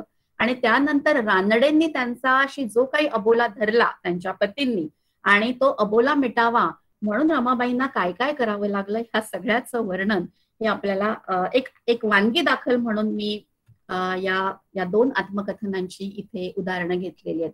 तर ही सगळी जी आत्मकथन आहेत त्या काळामधली 20व्या शतकाच्या सुरुवातीच्या काळामध्ये लिहिली गेलेली. तर या सगळ्या आत्मकथनामध्ये मला असं दिसतं की वसाहत काळामधली ज्याला आपण कलोनियल वाईफ अशी जी एक प्रतिमा ही त्या काळामध्ये आली, तर त्या कलोनियल वाईफ किंवा कलोनियल स्त्री ची त्या प्रतिमेला अनुसरून आपण आपल्यामध्ये बदल घडवावेत असा सुद्धा एक कुठेतरी एक मानसिकता या सगळ्या आत्मकथनांमध्ये आपल्याला दिसते. आणि वसाहत काळामधलं एकूणच जी चर्चा विज्ञानाची असेल, तंत्रज्ञानाची असेल, व्यक्ती स्वातंत्र्याची असेल, समानतेची असेल, बंधुतेची असेल, भगिनीभाव यायचाच होता पण बंधुतेची असेल, या सगळ्या मूल्यांचा एक अतिशय खोलवर असा प्रभाव हा आपल्याला या सगळ्या आत्मकथनांमधल्या स्त्री संहिता मधून दिसतो.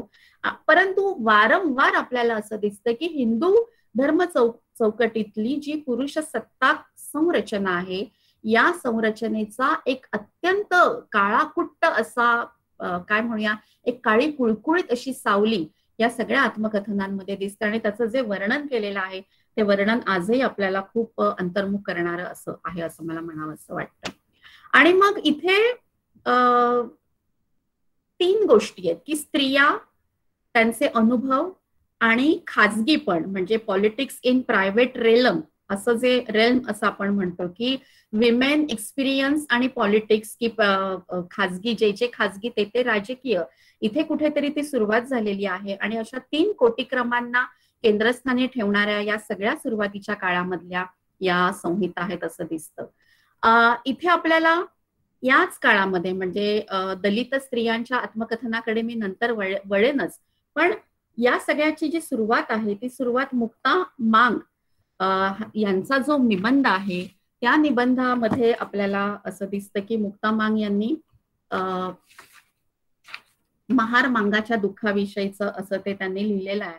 आणि मुक्ता मांग यांनी 15 फेब्रुवारी 1885 ला जो निबंध लिहिला आणि त्या निबंधामध्ये तिने जे प्रश्न विचारले की जे ज्ञानबंदीचे होते अस्पृश्य समाजातल्या स्त्रियांवरचे आणि मुलींवरचे आणि एकूण समूहावरचे, किंवा त्यांना त्यांच्या जमिनीपासून तोडण्याचे जे गोष्टी असतील, किंवा एकूण जातव्यवस्थेतल्या उतरंडीची जी गुंतागुंत असेल, आणि एका अर्थाने मला असं वाटतं की स्त्री प्रश्नांना खऱ्या अर्थाने बुनियादी, ज्याला आपण बुनियादी तळातले असे जे स्त्री प्रश्न म्हणतो कारण स्त्री प्रश्न एकसाची अजिबात नाहीये, किंवा स्त्रीवाद हा सुद्धा एकसाची एकजिन्सी नाहीये. आपल्याकडे खूप वेगवेगळ्या पद्धतीने त्याची चर्चा चिकित्सा झालेली आहे आणि जगभरामध्ये पण वेगवेगळ्या अर्थछटा या सगळ्याला प्राप्त झालेल्या आहेत. पण मला हे सगळ्याचं वाचन करत असताना असं कायम वाटत आलेलं आहे की केवळ 19व्या शतकाच्या पूर्वार्धामध्येच हे झालं का, तर असं नाही दिसत. की 19व्या शतकाच्या उत्तरार्धामध्ये आपल्याला मुद्रित सगळ्या सार्वजनिक अवकाशामध्ये, मुद्रित साहित्याच्या सार्वजनिक अवकाशामध्ये बाईने पहिलं पाऊल टाकलं असं आपल्याला दिसतं या सगळ्या आत्मकथनांच्या संहितांमधून. पण त्या आधी सुद्धा सगळ्या मौखिक अशा ज्या रचना आहेत त्या मौखिक रचनेमधून सुद्धा बाईचा स्वर उमटताना आपल्याला दिसतो. काम करताना, राबताना, पाणवठ्यावर, घरामध्ये, घराच्या बाहेर अनेक प्रसंगी त्या गात होत्या. हे जे गाणं आहे, ही जी मौखिक सगळ्या वाटचालीमधली जी त्यांची भाषा आहे, तर त्याकडे जरी आपण बघितलं तर आपल्याला असं वाटतं की तो एका बाजूला स्वतःशी पण संवाद होता, पण त्याचबरोबर स्वतःच्या दुःखावर घातलेली सुद्धा ती फुंकर होती. त्याच्यामध्ये परंपरा नक्की होती, पण परंपरेचं चित्र उलटून पाहण्याचं स्वातंत्र्य सुद्धा या मौखिक रचनेमध्ये आपल्याला दिसतं. आणि दुर्दैव हे आहे की या सगळ्या काळाचा विचार करताना की स्त्रीची जी नवनिर्मिती आहे किंवा स्त्रीची जी सर्जनशीलता आहे, त्याचं जे नातं आहे ते फक्त अपत्य जन्मापुरतच मानणं, असं जे आपल्याकडे एकूण पुरुष सत्ताक व्यवस्थेमध्ये मानलं गेलं, आणि त्यामुळे इतिहासामध्ये जशी ती अदृश्य राहिलेली दिसते तशीच ती वाङ्मयाच्या इतिहासामध्ये सुद्धा अदृश्य राहिलेली आहे. असं एक अतिशय महत्वाचं निरीक्षण पुष्पा भावे यांनी एका सभेमध्ये केलेलं होतं, ते मला इथे आठवतं. आणि आपल्याला हा सगळा स्त्रियांनी सृजनाच्या प्रकटीकरणासाठी भाषिक अवकाश कसा कसा वापरला याच्या जर खुणा आपल्याला बघायच्या असतील तर त्या आपल्याला बुद्ध काळातल्या थेरी गाथांमध्ये सुद्धा दिसतात की बौद्ध भिक्खुणींनी सुद्धा थेरींनी केलेलं जे अनुभवाचं जे प्रकटीकरण आहे की मी बाई आहे म्हणून माझा स्त्री देह ज्ञान प्रक्रियेमध्ये मला काही करायचं आहे काम, तर केवळ मी बाई आहे, माझा देह स्त्रीचा आहे म्हणून तो आडवा यायला नको, अशा प्रकारची मांडणी तिने तिथे पण केलेली आहे. आणि मला बघायच्या वस्तू वस्तूच्या स्वरूपात, मला बघायच्या अवस्तू अवस्तूच्या स्वरूपामध्ये, अशा प्रकारे माझ्या कवितेमध्ये जेव्हा अशा ओळी येतात तेव्हा मला असं वाटतं की त्या थेरी गाथामध्ये 2500 वर्षांपूर्वीच्या थेरी गाथा लिहिल्या त्या थेरी मधली जी आत्मकथन किंवा जी स्वकथनात्मक अनुभूती आहे त्याच्याशी मी किंवा माझ्या काळामध्ये लिहिणाऱ्या अनेक स्त्रिया त्याच्याशी सुद्धा नातं जोडतात. आणि एक प्रकारचं मला असं म्हणावं असं वाटतं की भोवतालातली संगती असेल किंवा विसंगती असेल किंवा स्वभान, समष्टीभान किंवा विश्वभान असेल, त्यातल्या संगती विसंगतीचा स्वप्रज्ञेने अन्वय लावण्याचं धाडस किंवा स्वप्रज्ञेने अन्वय लावण्याचं स्वातंत्र्य हे स्त्रिया आधीच्या काळामध्ये सुद्धा घेत आलेल्या आहेत. भक्ती संप्रदायामध्ये सुद्धा आपल्याला त्याचा उल्लेख दिसतो. भक्ती संप्रदायातल्या स्त्री ज्याला आपण संत कवयित्री असं म्हणतो, त्या संत कवयित्रींनी सुद्धा त्यांच्या काळाचं वाचन केलेलं आहे. संत जनाबाई जेव्हा असं म्हणतात की डोईचा पदर आला खांद्यावरी, तेव्हा त्या एका अर्थाने त्यांच्या काळातल्या त्या सगळ्या पितृसत्ताक अशा निर्ममतेचं, अमानुषतेचं अत्यंत भेदक असं अभिव्यक्ती ती त्यांच्या सगळ्या रचनेमध्ये दिसते. सोयराबाई सुद्धा जेव्हा असं म्हणतात की देहासी विटाळ म्हणती सकळ, आत्मा तो निर्मळ शुद्ध बुद्ध, देहीचा विटाळ देहीचा जन्मला, सोवळा तो झाला कवण धर्म. ते एकूण विटाळ नावाचं जे काही एक सांस्कृतिक कोतेपण आहे आपल्या सगळ्या भारतीय समाज व्यवस्थेमध्ये, तर तो जो तडा आहे सांस्कृतिक उतरंडीत मध्ये विटाळाच्या त्या सगळ्या कोतेपणाचा, तो सोयराबाईंनी त्या काळामध्ये म्हणजे जाती व्यवस्थेची जी काही एक, ज्याला आपण काय म्हणूया की जाती व्यवस्था हा प्रश्न जो एक अमूर्त पातळीवर जो काही चर्चेला गेलेला आहे, त्याला खऱ्या अर्थाने भौतिकतेमध्ये खेचून आणणं हे जे आधुनिक काळामध्ये घडलं, पण त्या आधुनिक काळाची बीजभूत अवस्था किंवा आधुनिक काळातली पूर्वरूप ही आपल्याला सोयराबाईंच्या सुद्धा स्वप्रकटीकरणामध्ये दिसतात. किंवा आपल्याला मुक्तामांगच्या सगळ्या त्या तिने जो निबंध लिहिला, छोटेखानी निबंध आहे, त्या छोटेखानी निबंधामध्ये सुद्धा आपल्याला दिसतं. आणि मला असं वाटतं की महात्मा ज्योतिराव फुले यांनी जे एका पद्धतीने जी सगळी ही जी जातीचं ज्या पद्धतीने त्यांनी जे विश्लेषण केलेलं आहे, त्या विश्लेषणाचा प्रभाव आणि पगडा हा सगळ्यानंतर मुक्तामांग असेल किंवा ताराबाई शिंदे यांचं स्त्री पुरुष तुलनासारखं एक अत्यंत महत्वाचं लेखन असेल किंवा सावित्रीबाई फुलेंचं सगळं लेखन असेल, या सगळ्यामध्ये दिसतं आपल्याला. आणि मगाशी मी जसा उल्लेख केला की भारतामधली जी एक जाती आणि वर्गीय विषमता आहे, त्या जातीच्या आणि वर्गाच्या विषमतेच्या गाभ्याशी स्त्री प्रश्न कसा जोडलेला आहे, हे भान खऱ्या अर्थाने महात्मा ज्योतिराव फुले यांच्या त्या सगळ्या लेखनामध्ये आणि त्यांना अनुसरणाऱ्या महात्मा त्या सगळ्या मुक्तामांग किंवा ताराबाईंमध्ये दिसतं. मी एक छोटस 2 ओळी फक्त इथे मुक्तामांगच्या आपल्या समोर ठेवते की तिने जे 15 फेब्रुवारी 1885 ला जो प्रश्न विचारला त्या निबंधामध्ये की वेद जर ब्राह्मणांसाठी आहेत तर आम्हासाठी काही नाही, हे भगवन तुझकडून आलेला कोणता धर्म आहे तो तू आम्हास कळव, म्हणजे आम्ही त्याच्या स्थितीने अनुभव घेऊ.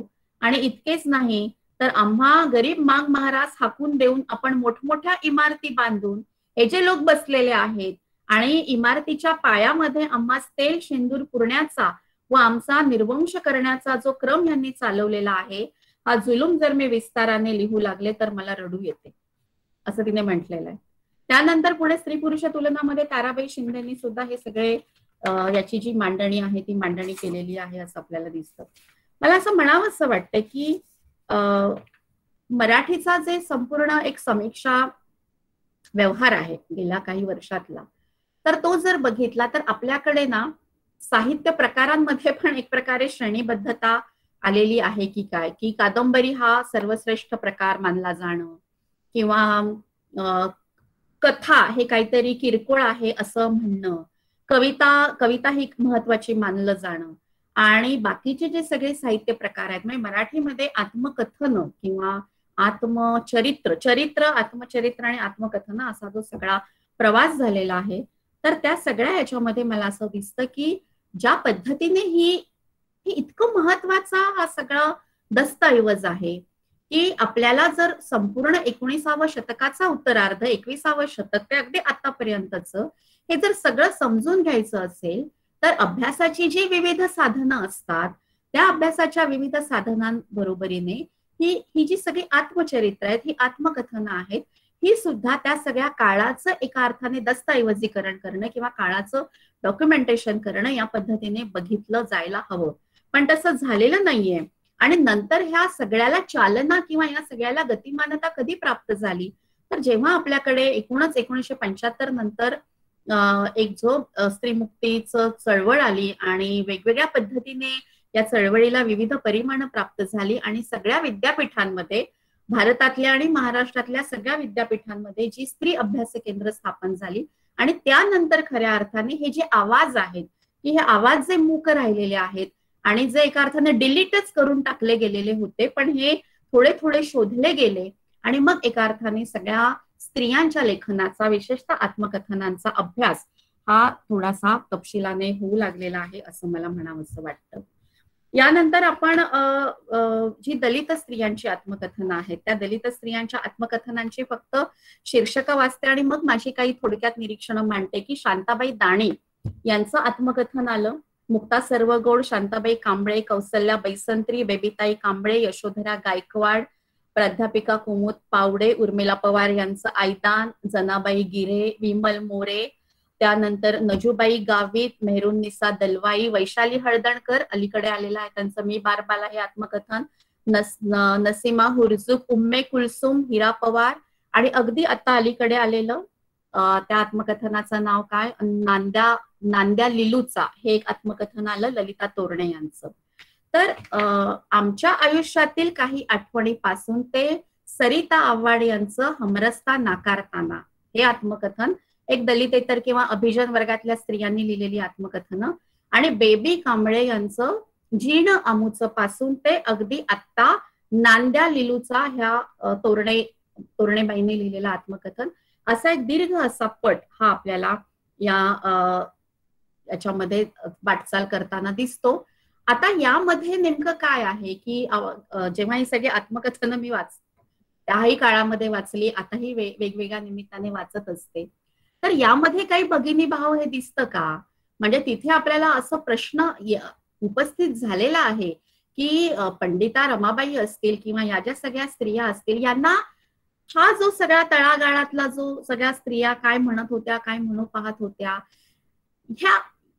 ह्यांचे आवाज ऐकावेत असं वाटलं नाही का? त्याची नेमकी कारणं काय आहेत असा सुद्धा एक विचार या सगळ्या निमित्ताने माझ्या मनामध्ये येतो.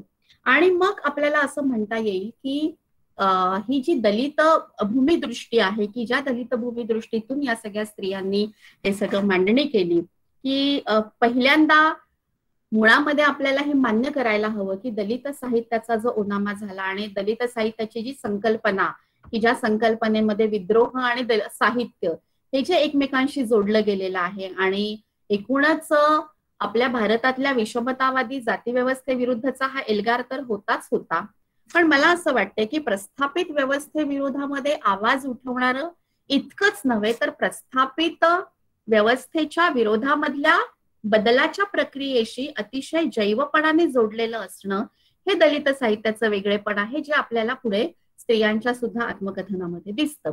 आणि आपल्याला जेव्हा असं स्वातंत्र्याच्या नंतरचा हा जो सगळा काळ आहे, तर त्या सगळ्या काळामध्ये मराठी साहित्याचा जर सगळं आपण एक चित्र बघितलं तर त्या मराठी साहित्यामध्ये पहिल्यांदाच इतक्या जोरकसपणे अशा पद्धतीने काही एक हॅपनिंग किंवा अशा पद्धतीने काही एक घटित ही दलित साहित्याच्या झंझावातानंतर घडलेली आहेत. आणि हा जो लढा आहे की जो आपल्याला दलित स्त्रियांच्या पण आत्मकथनामध्ये पण दिसतो की दोन पद्धतीचा आहे, की एकीकडे स्वातंत्र्यानंतर देशाने जो काही दलितांच्या उन्नतीसाठी घटनात्मक स्वयंनिर्धाराचा एक स्वयंनिर्धार केला होता, एक उदारमतवादी कल्याणकारी राज्याची एक संकल्पना आखलेली होती आणि ती दिसते आपल्याला, पण प्रत्यक्षामध्ये मात्र एकदम त्याच्या विपरीत अशी सगळी परिस्थिती झालेली दिसते. आणि मग आपल्याला असं दिसतं ह्या सगळ्या आत्मकथनांमधून की आपण हे बदलू शकतो. हे जे सगळं निर्मम असं जे वास्तव आहे ते बदलण्याची ताकद या सगळ्या घटनात्मक अशा भारतीय संविधानात्मक अशा या सगळ्या मुक्तिदायी वाटांमधून हे सगळं घडू शकतं, अशा पद्धतीची एक धारणा ही त्या काळामध्ये दिसते. आणि म्हणून रस्त्यावर सुद्धा हे सगळे लढे छेडले गेलेले आहेत. आणि हे लढे फक्त साहित्यातूनच उभे केले नाही तर ते रस्त्यावरची पण लढाई होती.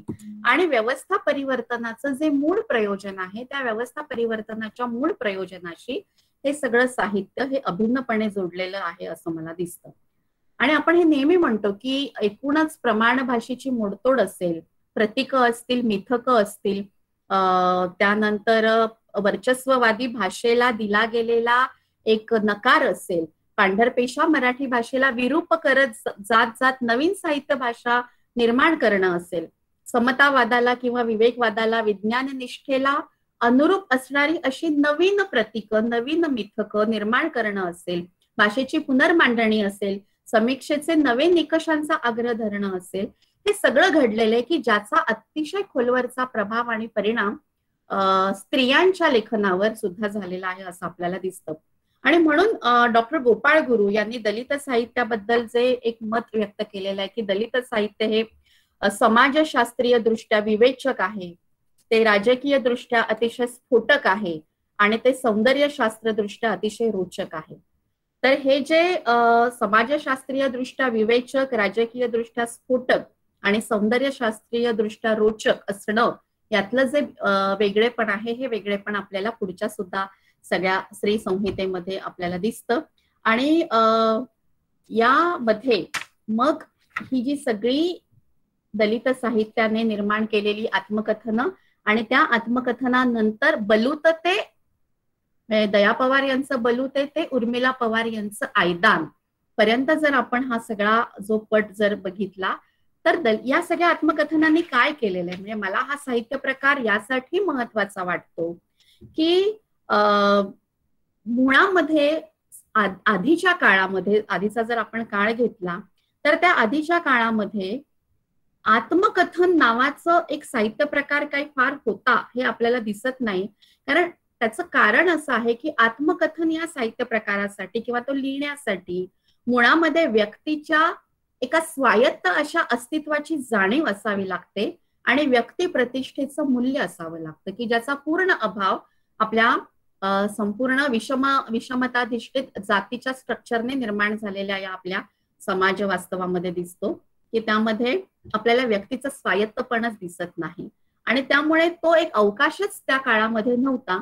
आणि दुसरी एक अतिशय महत्वाची गोष्ट अशी की भारतीय संस्कृतीमध्ये ही ज्या व्यक्तीच्या स्वायत्ततेचा जाणीवेचा जो अभाव आहे आणि पुन्हा व्यक्ती प्रतिष्ठापन नाही, तर ती आणली गेली या सगळ्या आत्मकथनांमधून. आणि आणखी एक कामगिरी या सगळ्या दलित आत्मकथनांनी केली की दलित नायक रंगवून त्याला एक वैधता प्राप्त करून देणं आणि दलितांचा एक गौरवशाली जो एक असा इतिहास आहे तो गौरवशाली इतिहास उभा करणं आणि त्यातून प्रस्थापितांच्या मनामध्ये त्यांच्या पूर्वजांनी केलेल्या सामाजिक घोडचुकांबद्दल पश्चातापाची भावना जागवणं, अशा वेगवेगळ्या गोष्टींचं एक महत्व हे आपल्याला इथे दिसतं. आणि मला स्वतःला असं नेहमी वाटतं की आत्मकथन लिहिणं ही खरोखर अजिबात सोपी गोष्ट नाहीये. कारण आत्मकथन लिहिण्यासाठी मुळामध्ये खूप मोठं नैतिक धैर्य लागतं.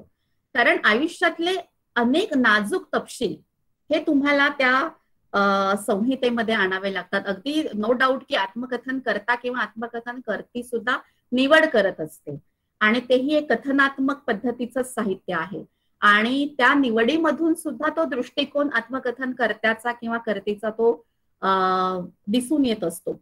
पण तरीही मला नेहमी असं वाटलेलं आहे की अनेक आयुष्यातल्या ज्या नाजूक जे तपशील असतील, नाजूक जागा असतील, तर त्या जागा किंवा ते तपशील सार्वजनिक एका विचार विश्वावर आणले जातात आणि त्याचा एक परिणाम असा होतो की समष्टीचं जे नेहमी स्ववर नियंत्रण असतं त्या समष्टीच्या स्ववर असलेल्या नियंत्रणांना आव्हान दिलं जातं. आणि अशी अनेक आव्हानं जी दिली जाण्याच्या ज्या बाबी आहेत या आपल्याला या सगळ्या आत्मकथनांमधून पुन्हा पुन्हा दृग्गोचर होताना दिसतात. मला असं सांगावंसं वाटतं की एकूणच ही जी सगळी आत्मकथनं आहेत की मला जीना अमुचचा इथे उल्लेख यासाठी करावासा वाटतो की जीना अमुचं हे मराठीतलं ज्याला दलित स्त्री आत्मकथनांमधली पहिलं स्त्री आत्मकथन कोणतं किंवा दलित साहित्यातलं सुद्धा पहिलं आत्मकथन कोणतं किंवा एकूण मराठी साहित्यातलं पहिलं आत्मकथन कोणतं, अशा चर्चा होत राहतात. परंतु जीना अमुच मधला एखादा प्रसंग जर सांगायचा झाला तर पहिल्यांदाच शाळेमध्ये गेलेले आहेत ह्या सगळ्या जणी आणि जो काही त्यांचा कधीही अंगाला पाणी लागलेलं नाहीये, सगळा अवतार झालेला आहे, कपड्यांच्या धांडोत्या झालेल्या आहेत, सगळं जे दृश्य पातळीवरचं जे चित्रण आहे ते दृश्य पातळीवरचं चित्रण सुद्धा फार असं बघावं अशा पद्धतीचं नाहीये. आणि तेव्हा त्या तिथे गेल्या आणि शिक्षण म्हणजे काय, ज्ञान म्हणजे काय, अर्थातच शिक्षिकेने काय कुठे बसवलं ह्या सगळ्याचं वर्णन तिथे आलेलं आहे. आणि मग तिथे आमचा महात्मा गांधी आणि तुमचा बाबासाहेब आंबेडकर अशा पद्धतीने त्या शाळेतल्या मुली हे कसं तिथल्या तिथे गाणं रचत असत आणि गाण्यांमधून ते ज्या पद्धतीने महात्मा गांधींनी या संपूर्ण राष्ट्र उभारणीच्या सार्वजनिक प्रकल्पामध्ये महात्मा गांधीजींचं योगदान हे त्यांना काय दिसलं, अभिजन मुलींना आणि डॉक्टर बाबासाहेब आंबेडकर यांच्या संदर्भातलं राष्ट्र उभारणीच्या प्रकल्पातला हा जो सगळा जो त्यांचं योगदान आहे हे कसं दिसलं, याचा सुद्धा एक लढा किंवा याची सुद्धा एक खेचाखेच हे जीना अमुसा मधून आपल्याला दिसते. आणि मग जीना अमुसा मध्ये आपल्याला असं होतं की स्त्री शिक्षण किंवा शिक्षण ही एकूणच गुलामीला उत्तर देण्याचं एक अतिशय सशक्त असं क्रांतिकारी असं उत्तर असू शकतं. आणि त्या उत्तराची सुरुवात ही आपल्याला या सगळ्या आत्मकथनांमध्ये दिसतं. शांताबाई कांबळे ह्या पहिल्यांदा घराबाहेर पडलेली म्हणजे शिक्षण देण्यासाठी, जसं सावित्रीबाईंचा हा सगळा त्याच्याशी नातं जर घेतलं तर तिथे आपल्याला शांताबाई कांबळे यांचं सगळं मांडणी दिसते. पुढे पुढे आपण जसजसं जातो तसं मला असं म्हणावं असं वाटतं की जो दलित आत्मकथनांमधला जो आम्ही होता, म्हणजे मी आणि आम्ही, बाकीच्या सगळ्या आत्मकथनांमध्ये मी हा प्रभावी असतो, स्व हा प्रभावी आहे, कारण आत्मकथन या साहित्य प्रकारामध्ये स्व केंद्रस्थानी आहे, मी केंद्रस्थानी आहे. पण दलित स्त्रियांची आत्मकथनं जेव्हा आपण बघतो किंवा त्या पटावरच्या आत्मकथनांची जेव्हा आपण चर्चा करतो तेव्हा तिथे मी हा नाहीये तर तो आम्हीच आहे. त्यामुळे सुरुवातीची आत्मकथनं ही या अर्थाने महत्वाची वाटतात की ते समष्टीचा आवाज आहे, समष्टीचं झगडणं आहे, समष्टीचं ज्ञान प्रक्रियेमध्ये येणं आहे. डॉक्टर बाबासाहेब आंबेडकर, ज्योतिराव फुले यांच्या मांडणीनंतरचे एक जे संपूर्ण अभिसरण झालेलं आहे त्या अभिसरणाकडे बघणं आहे. आणि आम्हीही इतिहास घडवला त्यातला ही, म्हणजे जेव्हा उर्मिला पवार आणि जेव्हा मीनाक्षी मून ह्या जेव्हा त्यांच्या पुस्तकाला आम्हीही इतिहास घडवला असं नाव देतात, त्यातला ही जो आहे तो ही हा आपण अधोरेखित करूनच बघितला पाहिजे. कारण या संपूर्ण देशाच्या सगळ्या घडणीमध्ये हा जो संपूर्ण तळागाळातला प्रचंड मोठ्या संख्येचा जो समूह आहे की जो समूह कष्ट करतो, श्रम करतो आणि त्यांच्या श्रमाच्या आणि कष्टाच्या आणि घामाच्या आणि रक्ताच्या आणि वेदनेच्या आणि अश्रूच्या या सगळ्या उभारणीमधून ही जी देशाची ज्याला आपण नीव उभारलेली आहे तर ते सगळे लोक गायब आहेत, ते सगळे लोक डिलीट झालेले आहेत. आणि आपल्याला असं नेहमी दिसतं की या संपूर्ण स्वातंत्र्याची सगळी चळवळ असू देत किंवा त्याच्यामध्ये मग आदिवासींनी दिलेलं योगदान तिथे दिसत नाही. म्हणजे जेव्हा आपण इतिहासाचं वाचन करतो तेव्हा कुठे गेले हे समूह, हे सगळे आदिवासी समूह कुठे गेले, हे सगळे भटके विमुक्त समूह कुठे गेले की जे अतिशय लढाऊ होते. हे सगळं जे बहुजनांचं आहे, जे सगळं वंचितांचं आहे, त्यांचे आवाज, त्यांचं लढणं, त्यांचं अस्तित्व, त्यांच्या आशा आकांक्षा, त्यांची स्वप्न, माणूस म्हणून स्वतःकडे बघणं, या सगळ्याचा एक अतिशय गुंतागुंतीचा असा कोलाज हा आपल्याला या सगळ्या आत्मकथनांमधून दिसतो. आणि मला असं वाटतं की कुठलंही लेखन हे जरी लेखन असलं, ती एक साहित्यिक कृती असली तरी माझ्यासारखी एक व्यक्ती त्याच्याकडे एक सांस्कृतिक कृती म्हणून पाहते, त्याच्याकडे एक राजकीय कृती म्हणून पाहते. आणि या अर्थाने या सगळ्या स्त्रियांनी आयदानचं इथे मला आयदान हे आत्मकथन या सगळ्या समष्टीशी आणि आम्ही पर्यंतचा जो आवाज आहे तो आयदानमध्ये एका अत्यंत काय म्हणूया खूप एका वेगळ्या उंचीवर गेलेला दिसतो.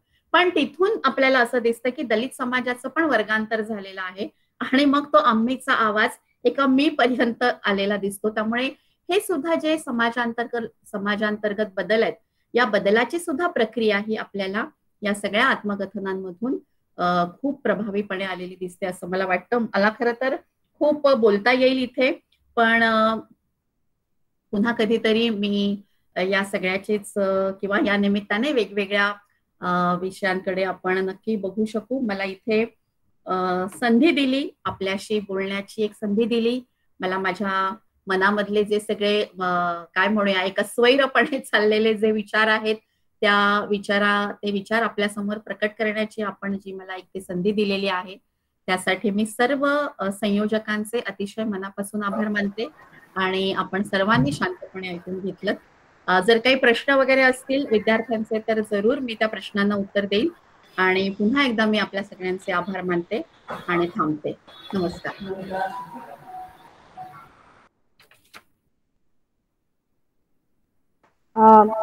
उपस्थित विद्यार्थ्यांपैकी जर कोणाला प्रश्न विचारायचे असतील तर तुमचं स्वागत आहे.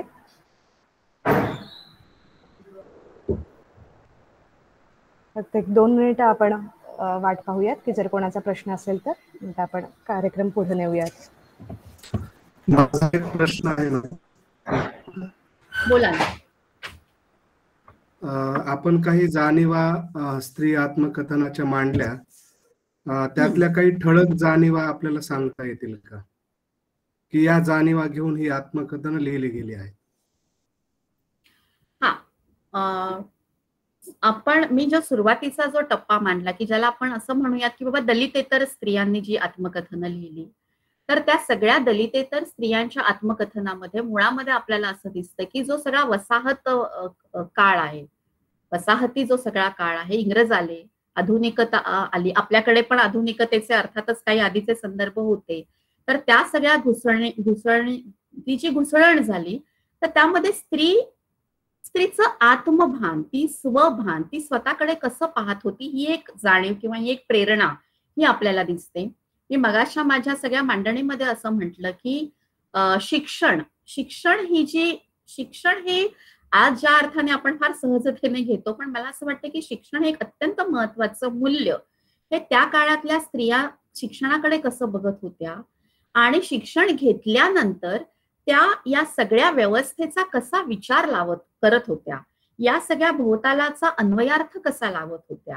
कुटुंब संस्था, विवाह संस्था, धर्म संस्था, साम्राज्यवाद, राष्ट्र उभारणीचा प्रकल्प आणि या सगळ्यामधली गुंतागुंत, हे सगळे घटक हे आपल्याला माझ्या आयुष्यातली काही आठवणीपासून ते मुक्ता मांगचा ज्याला मी मगाशी निबंध म्हटला तो निबंध, किंवा सावित्रीबाईंचं सगळं लेखन किंवा ताराबाई शिंदेचं लेखन, आणि नंतर एकूणच सगळी दलित स्त्री आत्मकथन आली.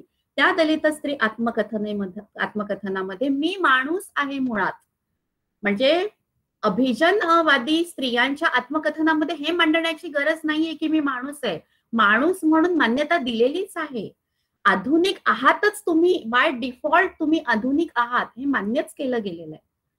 त्यामुळे आपल्याला या दोन्ही आत्मकथनांचा अशा पद्धतीने विचार करता येईल की राष्ट्र उभारण, जो संपूर्ण आपलं भारत नावाचं राष्ट्र उभारणीचा जो प्रकल्प त्या काळामध्ये आकारणीला येत होता, त्या राष्ट्र उभारणीच्या प्रकल्पामध्ये आधुनिकतेकडे पाऊल टाकताना या स्त्रिया, दलितेतर स्त्रिया या आधुनिकतेकडे कसं पाहत होत्या, ही आधुनिकता अंगी बाणवताना, अर्थात त्यांचे सगळे जे पती आहेत ते समाजसुधारक सगळे आहेत, तर ह्या समाज सुधारकांनी ही जी आधुनिकता आणली आणि ती आधुनिकता त्यांच्यापर्यंत पोहोचवली, त्यांच्या गळी उतरवली एका अर्थाने असं म्हणूया, चांगल्या भावनेने.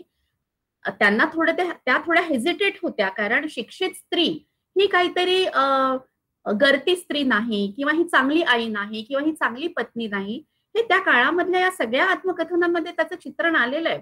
म्हणजे यांचं स्मृतिचित्र लिहिणाऱ्या लक्ष्मीबाईंचं एक त्यांनी 1-2 ओळीमध्ये लिहिलेलं आहे की नंतर टिळकांनी ख्रिस्ती धर्म स्वीकारला आणि त्याचा खूप त्रास लक्ष्मीबाईंना भोगावा लागला, त्यांच्या वाट्याला खूप यातना आणि सगळा दुजाभाव आला हिंदू धर्मीयांचा.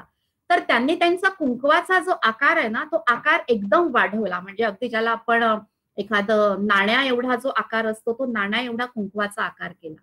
तर या सगळ्या ज्या गोष्टी आहेत ना, की त्या काळामध्ये आपल्याला स्मृतिचित्रे जर आपण वाचन केलं तर स्मृतिचित्र आपण आता वाचताना लक्ष्मीबाईंनी त्या काळाचं वाचन कसं केलं स्मृतिचित्रामध्ये हे आपल्याला दिसतं. की लक्ष्मीबाई टिळकांच्या स्मृतिचित्रांमध्ये आपल्याला इंग्रज आल्यानंतर इकडची जी सगळी अर्थव्यवस्था कशी बदलली, जे उत्पादक आहेत त्या उत्पादकांमध्ये आणि अनुत्पादकांमध्ये नेमके काय संबंध होते, मिशनरी लोकांचं राजकारण कसं होतं, या सगळ्या, म्हणजे केवळ इथे कुटुंब संस्था, विवाह संस्था, स्त्री पुरुष नातेसंबंध, पती पत्नी नातेसंबंध एवढंच नाहीये. मला असं म्हणावं असं वाटतं की दलितेतर स्त्रियांच्या सुद्धा आत्मकथनामध्ये या काळाचं आणि आपल्या राष्ट्रामध्ये घडणाऱ्या सगळ्या बदलांचं अत्यंत तपशीलवार वर्णन आहे. आणि दलितेतर स्त्रियांची आत्मकथनं तर मुळामध्येच अरे आम्हाला माणूस म्हणा, आम्हाला तिथे आपल्याला दुहेरे तिहेरे शोषण दिसतं. दुहेरे तिहेरे शोषण दिसतं की तिथे ती दलित स्त्री म्हणूनही परडली गेलेली आहे आणि माझा पुरुष हा जाती व्यवस्थेच्या विरोधी लढताना माझ्या सोबत आहे, पण स्त्रियांच्या संदर्भामधल्या शोषणामध्ये तो माझ्या सोबत नाही. अशा प्रकारची मांडणी आपल्याला आयदांमध्ये काही जीना अमुचामध्ये पण दिसते. बेबी कांबळे यांच्या आत्मकथनामध्ये दिसते, शांताबाई कांबळे यांच्या आत्मकथनामध्ये दिसते, आयदांमध्ये पण दिसतेच दिसते. त्यामुळे ही जी गुंतागुंत आहे ना, ही गुंतागुंत स्त्रिया कसं पाहतात हे मला फार महत्वाचं वाटतं.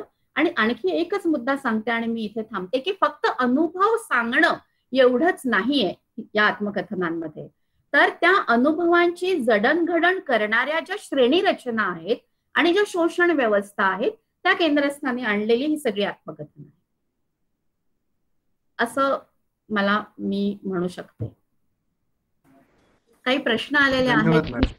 स्त्रीवाद व स्त्री अर्थन यातील उणिवा व स्त्रीवाद व स्त्री आत्मकथन यातील उणिवा व दुवे याबद्दल आपले मत काय, आणि आंबेडकरी स्त्री आत्मकथन व अभिजन हे मी आता तेच सगळं मांडणी करत होते. विशेषतः आंबेडकरी स्त्रियांची आत्मकथनं आणि अभिजन, मी काही त्याच्यामध्ये असं डावं उजवं असं मी मानत नाही.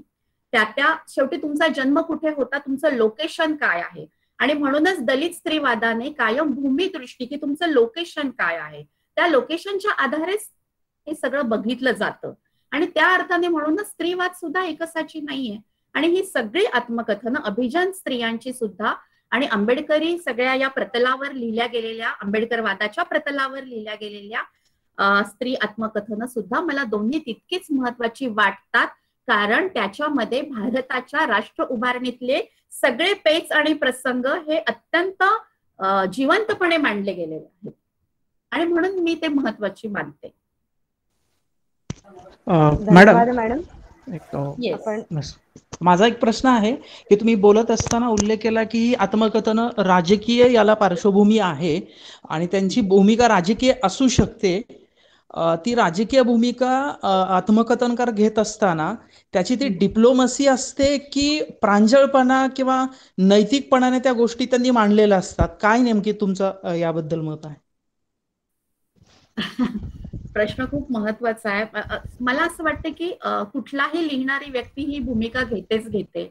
भूमिकेशिवाय म्हणजे आत्मकथन करता सुद्धा किंवा लिहिणारी स्त्री असेल किंवा पुरुष असेल की कशाची मांडणी करायची आहे, मला असं ती राजकीय भूमिकाच असते. म्हणजे उदाहरणार्थ मी एकच उदाहरण देते की 2 उदाहरणं देते की बलुतमध्ये जेव्हा खूप खाजगी तपशील आले किंवा बलुतमध्ये जेव्हा संपूर्ण दलित समाज हा कुठून आला, गुहा जीवन जगत होता किंवा ती सगळी प्रक्रिया एका ऐतिहासिक कालपटावरची प्रक्रिया जेव्हा आली, तेव्हा मला असं वाटतं की दया पवारांनी एक राजकीय भूमिका घेतली होती की ज्या भूमिकेला नंतर विरोध केला की हे सगळं कशासाठी मांडता आहात तुम्ही, हा सगळा भूतकाळ उकरून काढायची काय गरज आहे.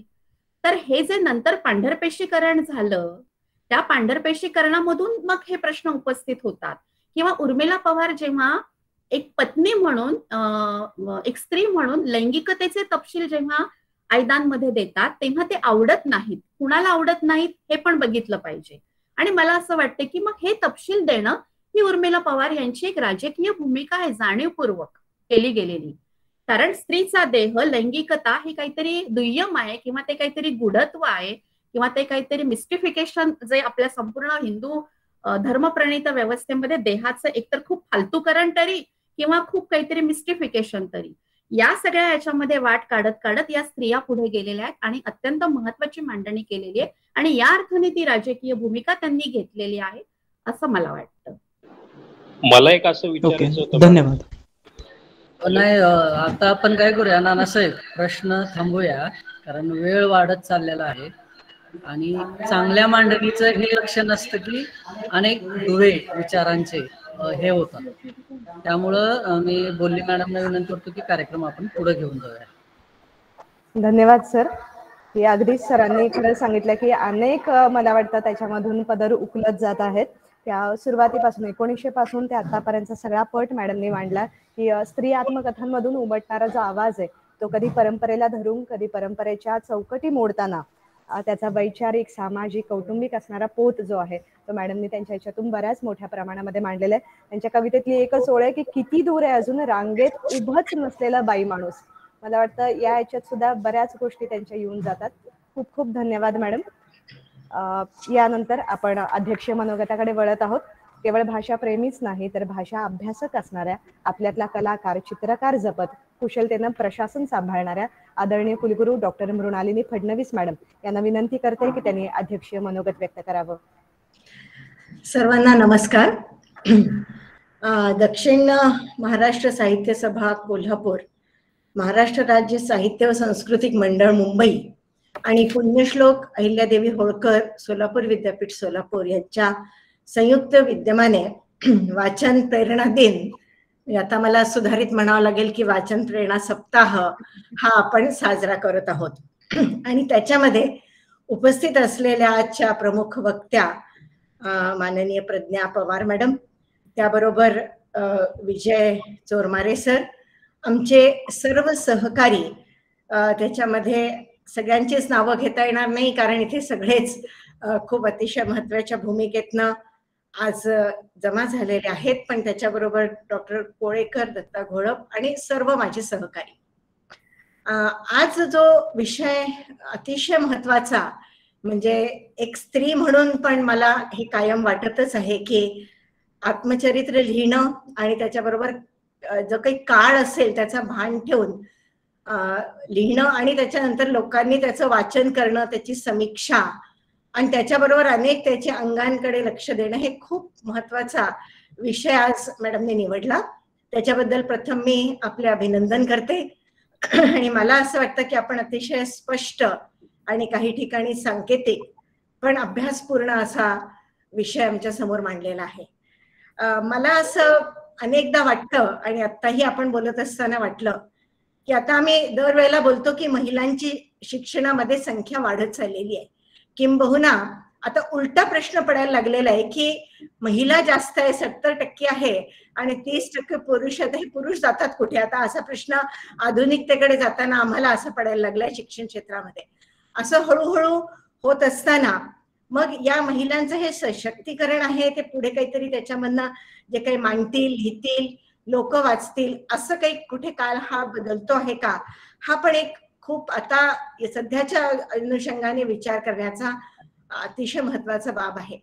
आपण जे आधीच्या काळापासून 1900चा शतक असेल किंवा त्याच्या पुढचं जे आपण सगळं माहिती दिली त्याच्यामधनं मला थोडेसे असे काही एक विचार मांडावेसे वाटतात की आफ्रिका आणि आशिया देशातल्या पण आपण काही महिलांच्या आत्मकथनाबद्दल थोडा एक स्पर्श तिथे केलेला आहे. आणि मला असं वाटतं की जेव्हा एकूण स्त्री चळवळीचा सगळा विषय येतो तेव्हा पाश्चिमात्य देशांच्या स्त्रियांचेही असे प्रॉब्लेम्स आहेत. म्हणजे युरोपचे देश असतील, अमेरिका असेल किंवा रशियासारख्या देशांनी, आणि जेव्हा हे सगळेजण बीजिंगला भेटले एका आंतरराष्ट्रीय परिषदेमध्ये, तेव्हा आफ्रिका आणि आशियातल्या महिलांनी फार धाडसीने त्यांची काही आत्मकथनच्या सोबत त्यांचे जे काही अनुभव आहे, त्यांचे जे विशेष सेशन्स ठेवण्यात आलेले होते त्याच्यामध्ये त्यांनी मांडले. अनेक प्रकारे ते प्रसिद्धीला आलं, त्याच्याबद्दल चर्चा झाली. आणि आपण जो स्वचा मुद्दा मांडला त्याला आपण राष्ट्र उभारणीपर्यंत नेला, हा मला अतिशय आवडला. कारण की फक्त आपण आपलाच विचार करत नाही, म्हणून स्त्री आहे म्हणजे काही तिने आपलं फक्त विचार करायचा आहे, स्वचा विचार करायचा आहे असं नाही आहे. तर ती राष्ट्र उभारणीमध्ये पण कुठेतरी सामील आहे, असतेच म्हणजे. आणि त्याच्याबरोबर जेव्हा आपण वेगवेगळे असे विषय हातात घेत आहात, जेव्हा आता आपण शेवटी म्हणालात की प्रामुख्याने जेव्हा आपण म्हणतो की विकसित देश त्यांचा विकास कसा होतोय, अविकसित देश त्यांचा विकास कसा होतोय, त्याच्यामध्ये राबवल्या जाणाऱ्या योजना, त्याच्यामधले सुद्धा यांच्या विचारांच्या लिखाणावर आणि एकूण सगळ्या रचनेवर परिणाम होत असतो. आणि म्हणून हे सुद्धा राष्ट्र उभारणीचा एक अंग आहेच. कारण अशाही दृष्टीने जर आपण बघितलं की स्त्री लिहिते आहे आणि तिच्या काही ज्या काही असतील बरोबर ज्या अतिशय जवळच्या बाह्य गोष्टी आहेत किंवा अशाही बाह्य गोष्टी आहेत की जे कदाचित तिच्या जीवनात आल्या नसतील पण तिला समजतात आहेत आणि माहिती आहेत. अशा ह्या तिच्या जडणघडणींनीच राष्ट्र विकास होणार आहे हे आपण कुठेतरी विसरतो आणि तो एक भाग महिलांचा असा बाजूला ठेवला गेलेला होता ज्याच्यामध्ये तिची भूमिका काय असेल असा सुद्धा एक काळ आपण पाहिलेला आहे. पण हळूहळू जसं स्त्री आता अनेक ठिकाणी पुढे जाते किंवा तिच्या विकासाकडे बघते आहे तसं मला असं वाटतं की याच्यामध्ये आता बदल व्हायला लागलाय. तो बदल माझ्या मते अजूनही स्लो आहे, संथ आहे. त्याला अजून उभारणी देण्याकरता हे सगळे मुद्दे निश्चित विचारात घेण्यासारखे आहे आणि ते घेतल्या जातील. समाजाचे साधे प्रश्न जे हुंडाबळीपासून आपण बघत होतो, अगदी एका काळी याच्यावर खूप मोठं लिखाण झालं, विरोध झाला, काही लोक चुपचाप राहिली त्याच्याकरता, वेगळ्या पद्धतीने हे केलं, अशावरी त्याचे लिखाण झाले. मराठीत तर झालेच झाले, आपण जसं अनेक लोकांची माहिती दिली. पण मला अनेकदा हिंदी साहित्य आणि इंग्रजी साहित्यांच्या पण आणि प्रामुख्याने अशा ठिकाणाच्या महिलांचं पण वाचन करायला एक संधी मिळाली म्हणा की ज्याच्यातनं जागतिकीकरण जसं जसं ही येत होती, म्हणजे एक लाट येत होती जागतिकीकरणाची, तर त्याच्यामध्ये चांगला काळा बदल होईल असं म्हटलं जात होतं. परंतु त्याच्याबरोबर काही महिलांनी अनेक प्रकारे असं लिहिलं की आता हा काळ थोडा तरी आमचा आहे, याच्या आधी महिलांनी काय लिहिलं याला कोण वाचेल, ही सुद्धा भूमिका होती. म्हणजे महिला लिहितात आहे हे सुद्धा किती लोकांना आवडत होता हे क्वेश्चन मार्क होता. आणि त्याच्यावर आता आम्ही कमीत कमी लिहितोय आणि आता त्याला वाचक मिळालेले आहे, म्हणजे लोक वाचतात आहे, इतका सुद्धा विचार करावा लागलाय समाजाला. आणि त्या दृष्टिकोनातनं जर आपण बघितलं तर आता हळूहळू महिला अनेक स्तर, अनेक पदरं त्याची उघडतात आहेत. आणि मला असं वाटतं की आत्मकथा जसं आपण म्हणाला लिहिणं खरंच कठीण आहे, सोपं नाही आहे.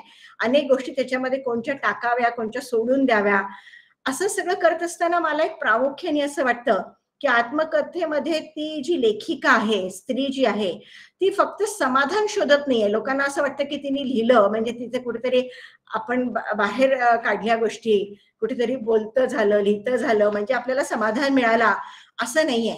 मला असं प्रामुख्याने असं वाटतं की ती आपली ओळख कशा करता आहे तर फक्त तिची पर्सनल निजता ज्याला आपण म्हणतो फक्त तितकीच नसून तर ती कुठल्या तरी आणखीन महिलांना आणि समाजाला प्रेरणा देणारी ठरत असते. ओळख ही तिची निर्माण करण्याचं हे एक मोठं साधन आहे आणि मला वाटतं त्या दृष्टिकोनातनं आपण याला पाहिलं पाहिजे.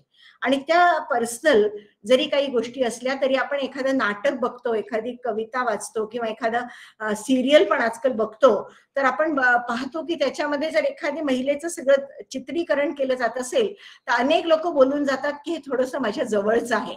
तर आत्मकथेमध्ये देखील वाचताना असं अनेकांना वाटतंच की हे कुठेतरी ही स्टोरी किंवा हे लिहिलेलं हे माझ्या कुठेतरी जवळचं आहे. आणि म्हणून असं आपण म्हणता येईल की स्त्री वस्तुगतता किंवा त्याची प्रस्तुती अशी काही त्याच्यात ती पडत नाही, त्याच्यात तिला ते आवडत नाही. तर खरं हे तिचे विचार कुठेतरी आंदोलनात्मक पण असू शकतात. तिच्या मनामध्ये असलेलं अनेक प्रकारचं जे आंदोलन चालतंय होतंय त्याला पण तिने आग्रहीपणे किंवा आता त्याला अनेक शब्द आपण असर्टिव्हनेस वगैरे पण म्हणू शकतो त्याच्या माध्यमातून ती मांडण्याचा प्रयत्न करते. तर एक समाजामध्ये एका प्रकारे क्रांतीच आहे आणि ते झालंच पाहिजे आणि निपक्षपाती पण त्याच्यामध्ये बघितलं गेलं पाहिजे. असा जर समाज घडेल तर मला असं वाटतं की जसं आपण आता म्हणालात की शिक्षणाबरोबर काय काय मिळतं तर शिक्षण हेच दालनं ओपन करतं. तर एकाच गटाचं एकाच क्षेत्रातलं नसून हे सगळ्याच व्यक्तींना त्याचं मिळालं पाहिजे. आणि माणूस हा प्रत्येक व्यक्ती आहे, स्त्रीही आहे, हे तर मी मला वाटतं बहुतेक माझ्या प्रत्येक भाषणामध्ये बोलते, कारण की हा त्याचा अधिकारच आहे. म्हणजे आपण जेव्हा राईट्सच्या गोष्टी करतो, ह्युमन राईट्सच्या गोष्टी करतो, तेव्हा हे जे एक आकर्षण आहे की मी मानव आहे, मला कुठेतरी त्याच्यातनं प्रेरक शक्ती आहे, याला विटनेस करणारं तयार झालेच पाहिजे. आणि त्याच्यातनंच आपल्याला कुठेतरी लेखनाची आणि त्याच्यानंतर त्याच्यावर चर्चा करण्याची एक आग्रही भूमिका आपल्याला घेता येईल. आणि अनाग्रही भूमिका पण होतीच, पण त्याला परिवर्तित करून आपण जे स्त्रीचं स्व वेगळं आहे असं आपण म्हणू लागतो त्याच्यामध्ये मला असं वाटतं की इथे थोडासा विचार करण्याची आपल्याला आवश्यकता आहे की तिचा हा पाठच आहे, तिचा जीवनाचा पाठ आहे, वस्तुस्थिती आहे. आणि तिच्यासाठी फक्त आपण असं म्हणू शकत नाही की तिने लिहिलं, कोणी वाचलं, चर्चा झाली आणि संपलं. तर तो एक प्रवाह याच्याकरता असायला पाहिजे. कारण जसं आपण म्हटलं समाज आहे, मी तर इथूनही सुरू करीन की कुटुंब आहे, समाज आहे, मग राष्ट्र निर्माण आहे, आणि मग आता येणारा जे पुढचा भाग आहे की ज्याला आपण विश्व शांती म्हणतो, तो सुद्धा त्याच्यामध्ये का येऊ नये किंवा येतोच, असा हा भाग अत्यंत महत्वाचा आहे. म्हणजे अतिशय ब्रॉड, व्यापक, विस्तारित असं जे आपण शब्द त्याला म्हणू शकतो, हा एक सचेत रूपात या सगळ्या गोष्टींचा विकास होणं अत्यंत महत्वाचं आहे. थोडस मी मराठीच्याला सोडून हिंदीच्या एक लेखिका प्रभा खेतान, कदाचित आपण त्यांना ऐकलं असेल, वाचलंही असेल, त्यांनी अन्या से अनन्या असा एक खूप प्रसिद्ध त्यांचं लेखन केलं. आणि जेव्हा त्यांनी हे आत्मचरित्र लिहिलं, अन्या से अनन्या म्हणजे एकच, जसं आपण म्हणालात की स्वपासून आणखीन समष्टीपर्यंत किंवा आणखीन पुढच्या याच्यापर्यंत ते कसं पोचतं, तर कुठेतरी लिखाणात मला असं वाटलं की त्यांचं थोडंसं एन्थ्रोपॉलॉजिकल स्टडी ज्याला आपण म्हणतो, की राजस्थानचं सगळं वातावरण, मारवाडी वातावरण, त्याच्यातनं होणारं शोषण, आणि त्याच्यातनं मग त्यांनी अनेक प्रकारच्या ज्या समस्या स्त्रीच्या साधारणपणे येऊ शकतात आणि पुढे येऊ नये याच्याकरता सुद्धा जे उपाय मांडले, अशा अनेक गोष्टी मला असं वाटतं की या कुठे ना कुठेतरी आपल्याही समाजामध्ये एक नाही तर कुठल्या तरी दुसऱ्या रूपात आपल्याला ते पाहायला मिळतात. आणि जेव्हा असे सगळे आपण वाचन करतो, तेव्हा अनेकदा आमच्याही लोकांबरोबर चर्चा करताना असं एक पुढे आलं की कुठेतरी ती जी लिहिते स्त्री, ती निंदा करते किंवा आपल्या कुठल्या तरी चरित्राचं हनन करण्यासाठी पण लिहिते, अशी पण करणारे लोक आहेत. पण आम्ही थोडा असा विचार केला की ठीक आहे, ऍटलिस्ट लोक वाचतात आणि त्याच्यातनं एक भाग तो पुढे येतोय, आणि आपण त्याच्यातनं लोकांना अभ्यासाकडे नेण्याकरता कुठेतरी त्यांच्या मनामध्ये असलेले जर राग आहे, कुंठा आहे, आस्वाद आहे, असं अनेक प्रकारची गोष्टी असू शकतात, सुखदुःख आहे, सफलता आहे, आणि त्याच्यानंतर आत्मनिर्भरता, हा अशा या सगळ्याच गोष्टींचा संगम हा आपण त्यांच्या लेखनातनं पाहतो आणि लोकांपर्यंत हा पोहोचवला पाहिजे. शिक्षण क्षेत्रामध्ये बघितलं तर मी आपला हा टॉपिक झाल्यावर मी हे आवर्जून बघत होते की किती स्त्री आत्मचरित्र आपल्या अभ्यासक्रमामध्ये जोडल्या गेलेले आहे. तर मला असं दुर्दैवाने सांगावं असं वाटतं की ते आत्मचरित्र फारच कमी आहेत. आपण जसं म्हणाला की युजीसीनी 10 महिलांचं एक विचार आता म्हणजे म्हणायला पाहिजे असं व्यापक एक चेअर म्हणून त्याला एक मान्यता दिलेली आहे, हे खरं आहे.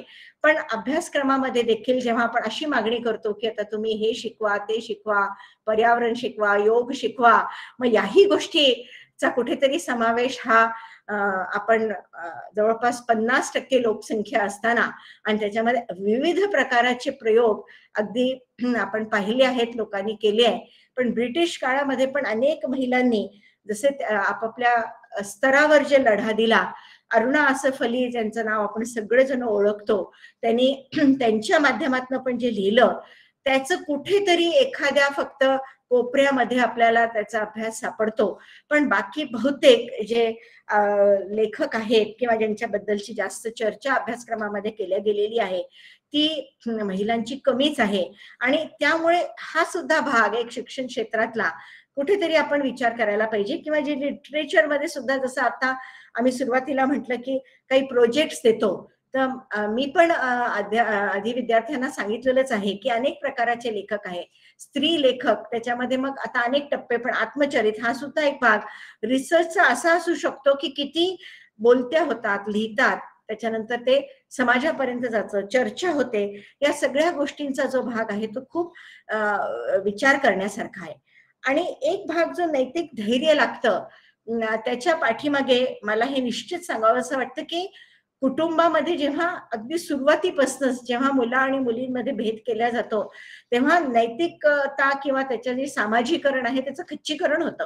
आणि मग पुढे जरी अनेक गोष्टी मनामध्ये दडल्या असल्या तर त्या लेखनापर्यंत येतच नाही, किंवा आल्या तरी त्याच्यामध्ये अनेक अडथळे येतात आणि मला कोणी काय म्हणेल याचा सुद्धा एक भाग समोर येत असतो. मला कोणी काय म्हणेल यापेक्षा मी काय करेन, हे जसं इतर जेंडर्स अगदी चांगलं करू शकतात तसं इथे सुद्धा एक खूप मोठा आढावा घेण्याची गरज आहे. याच्याकरता मला एक सांगावं असं वाटेल की युनिव्हर्सिटी ग्रँट्स कमिशन तर्फे एक क्षमता निर्माण, महिलांचे क्षमता निर्माण याच्यासाठी आम्ही एक साधारणपणे 16 वर्ष काम केलं आणि त्याच्यामध्ये हा पहिला मुद्दा ठेवला होता विमेन पर्स्पेक्टिव्ह, म्हणजे महिलांचं पर्स्पेक्टिव्हच बदलायचं की मला कोण कसं बघताय त्याच्यापेक्षा मी कोण आहे, आणि त्याच्याकरता 5 प्रकाराचे W म्हणजे हू, हू, व्हिच, वाय अशा पद्धतीचे आम्ही त्यांच्यामध्ये आणण्याचा प्रयत्न केला की हे सगळे त्यांना कोणत्याही स्तरावर नेण्याकरता, मग लिखाण असो, वाचन असो, डिस्कशन असो, प्रेझेंटेशन असो, काही असू शकतं, हे त्याला देण्याकरता जोपर्यंत हे धैर्य वाढणार नाही तोपर्यंत आपल्याला स्व आणि समष्टी या 2 मधला जो अंतर आहे तो कमी करता येणार नाही. ती गॅप आहेच, अजूनही आहे. आपण ज्या पद्धतीने पाहतोय की हळूहळू सगळा समाज विकसित होत आहे त्याच्यामध्ये काळाचा जो परिणाम आहे त्याच्यात काही गोष्टी अजूनही महिलांच्या कुठल्या तरी दबल्याच आहे, जिथे त्याला 10दा विचार करावा लागतो आजही की करता येईल की नाही करता येणार आणि पुढे माझं काय होईल. आणि याच्या चक्रातनं आता एका प्रकारे याला आम्ही विशियस सायकलच म्हणतो, असं एक चक्र आहे की ज्याच्यातनं बाहेर पडण्याकरता निश्चित आपल्याला एक खूप मोठी भूमिका अशाच माध्यमातून ज्याच्या चर्चा होऊ शकते, काही लोकांना प्रोत्साहन देऊन, प्रेरणा देऊन, आणि अनेक प्रकारच्या अशा बाबी आहे की ज्याच्यामध्ये एक तसाच शेवट मी परत करेन की माणूस म्हणून जगण्याचा जी एक प्रेरणा असते ते देण्याचं काम ही मला वाटतं अहोरात्र केलं तरी सध्याच्या स्थितीला सुद्धा ते कमी पडणार आहे हे निश्चित आहे. आणि म्हणून एखाद्याला प्रेरणा येण्यासाठी किंवा एखाद्याला असं वाटण्यासाठी की काहीतरी मी लिहावं आणि त्याच्यामधनं एक चर्चा व्हावी आणि इतर तरी महिला आहेत किंवा समाजातले अनेक घटक आहेत यांच्यापर्यंत ते कसं पोहोचावं याच्याकरता अतिशय प्रयत्न करण्याची गरज आहे. अशा अनेक NGOs पण आहे ज्यांनी समजपासून लिखाणापर्यंतचा जो प्रयत्न केलाय त्याच्यामधला फक्त एकच दाखला देते आणि थांबते की त्याच्यामध्ये केव्हा मोल्ड करता येतं, म्हणजे समाजाला केव्हा मोल्ड करता येतं, कसं करता येतं, तर त्याचे टप्पे अनेक असतात. पण प्रामुख्याने जेव्हा 4 ते 5 वर्षाचा मुलगा किंवा मुलगी असते तेव्हा त्या काळामध्ये आपण एक नेहमी मराठीची म्हण आहे की ओली माती असेल, माठ तयार करायचा आहे तर आपल्याला जसा शेप द्यायचा तसा देता येतो, तसाच हे वय आहे की त्याच्यामध्ये हे सगळे संस्कार तेव्हापासून आले पाहिजे. फार पुढे वेळ निघून गेली की अनेक गोष्टी अशा असतात की समजतात आणि वाटतं पण की आपण करू शकू, पण अनेक समाजाचे अडथळे यायला लागतात आणि कुठेतरी असलेली ती प्रतिभा जी एखाद्या महिलेची असते, स्त्रीची असते, ती मागे पडू लागते. असं होऊ नये अशी तरी आपण कमीत कमी शिक्षण क्षेत्रामधनं काळजी घ्यायला पाहिजे, घेतली गेली पाहिजे. आणि मला असं वाटतं की लिटरेचर आहे, भाषा आहे, किंवा आता त्याच्यामध्ये आपण जसं म्हणालात की अनेक ट्रान्सलेशन झालेले आहे, ते असं करत गेलो तर आपोआप हळूहळू का होईना एकूण एक साखळी जोडल्या जाईल आणि अनेक लोकांपर्यंत या गोष्टी पोहोचू शकतील. आपण इथे आलात आणि याच्याबरोबर भरपूर चर्चा करण्यासारखं तर आहेच, पुढे हे रथ चालूच राहणार आहे. अशा पद्धतीने आपण या दृष्टिकोनातूनच अभ्यासपूर्ण हे काम करत राहणार आहोत. त्यासाठी मी माझ्या वैयक्तिक स्तरावर आपल्याला धन्यवाद देते आणि इतर सर्वच जे आता ऑर्गनायझर्स आहेत त्यांचं पण आभार मानते. धन्यवाद. धन्यवाद मॅडम. आतापर्यंतचा सगळ्याच परिवर्तनाचा पट आदरणीय कुलगुरू मॅडम यांनी अधोरेखित केलेला आहे. स्त्रीची भूमिका मांडणारं अत्यंत अभ्यासपूर्ण असं व्याख्यान अनेक संदर्भ देत, अनेक दाखले देत मॅडमनी इथं मांडलेले आहेत. मला वाटतं एका कर्तृत्ववान स्त्रीचं नाव लाभलेलं हे आपलं विद्यापीठ, त्याचं नेतृत्व करणाऱ्या तशाच कर्तबगार स्त्री आणि आज स्त्री जाणीवांचा व्याख्यानातून झालेलं जे मंथन आहे, आज जे व्याख्यानातून झालेलं आहे, तर या असे सगळे उपक्रम पाहिल्यानंतर सर्वार्थानं प्रगतीचा मार्ग पुढेही प्रशस्त होत जाईल याची खात्री आपल्याला यामधून मिळते. खूप खूप धन्यवाद मॅडम. यानंतर आपण कार्यक्रमाच्या शेवटाकडे येतोय. प्राध्यापक डॉक्टर गणेश संगपाळ सर यांना विनंती करते की त्यांनी आभार मानावेत. सर्वांना नमस्कार. आज या कार्यक्रमासाठी उपस्थित असलेले आपल्या विद्यापीठाच्या सन्माननीय कुलगुरू आपल्याला जे अध्यक्ष म्हणून लाभल्या, खरं तर मॅडमने त्यांच्या अध्यक्ष मनोगतामध्ये इंग्रजी, मराठी, हिंदी या एकंदरीत सगळ्या साहित्यावरती प्रकाश टाकला. म्हणून मी त्यांचा उल्लेख नेहमीच a person with vision, multilingual, multi angular, a good economist, but a good scientist, a good economist, as well as a good artist, साहित्यिक ज्याला आपण म्हणू.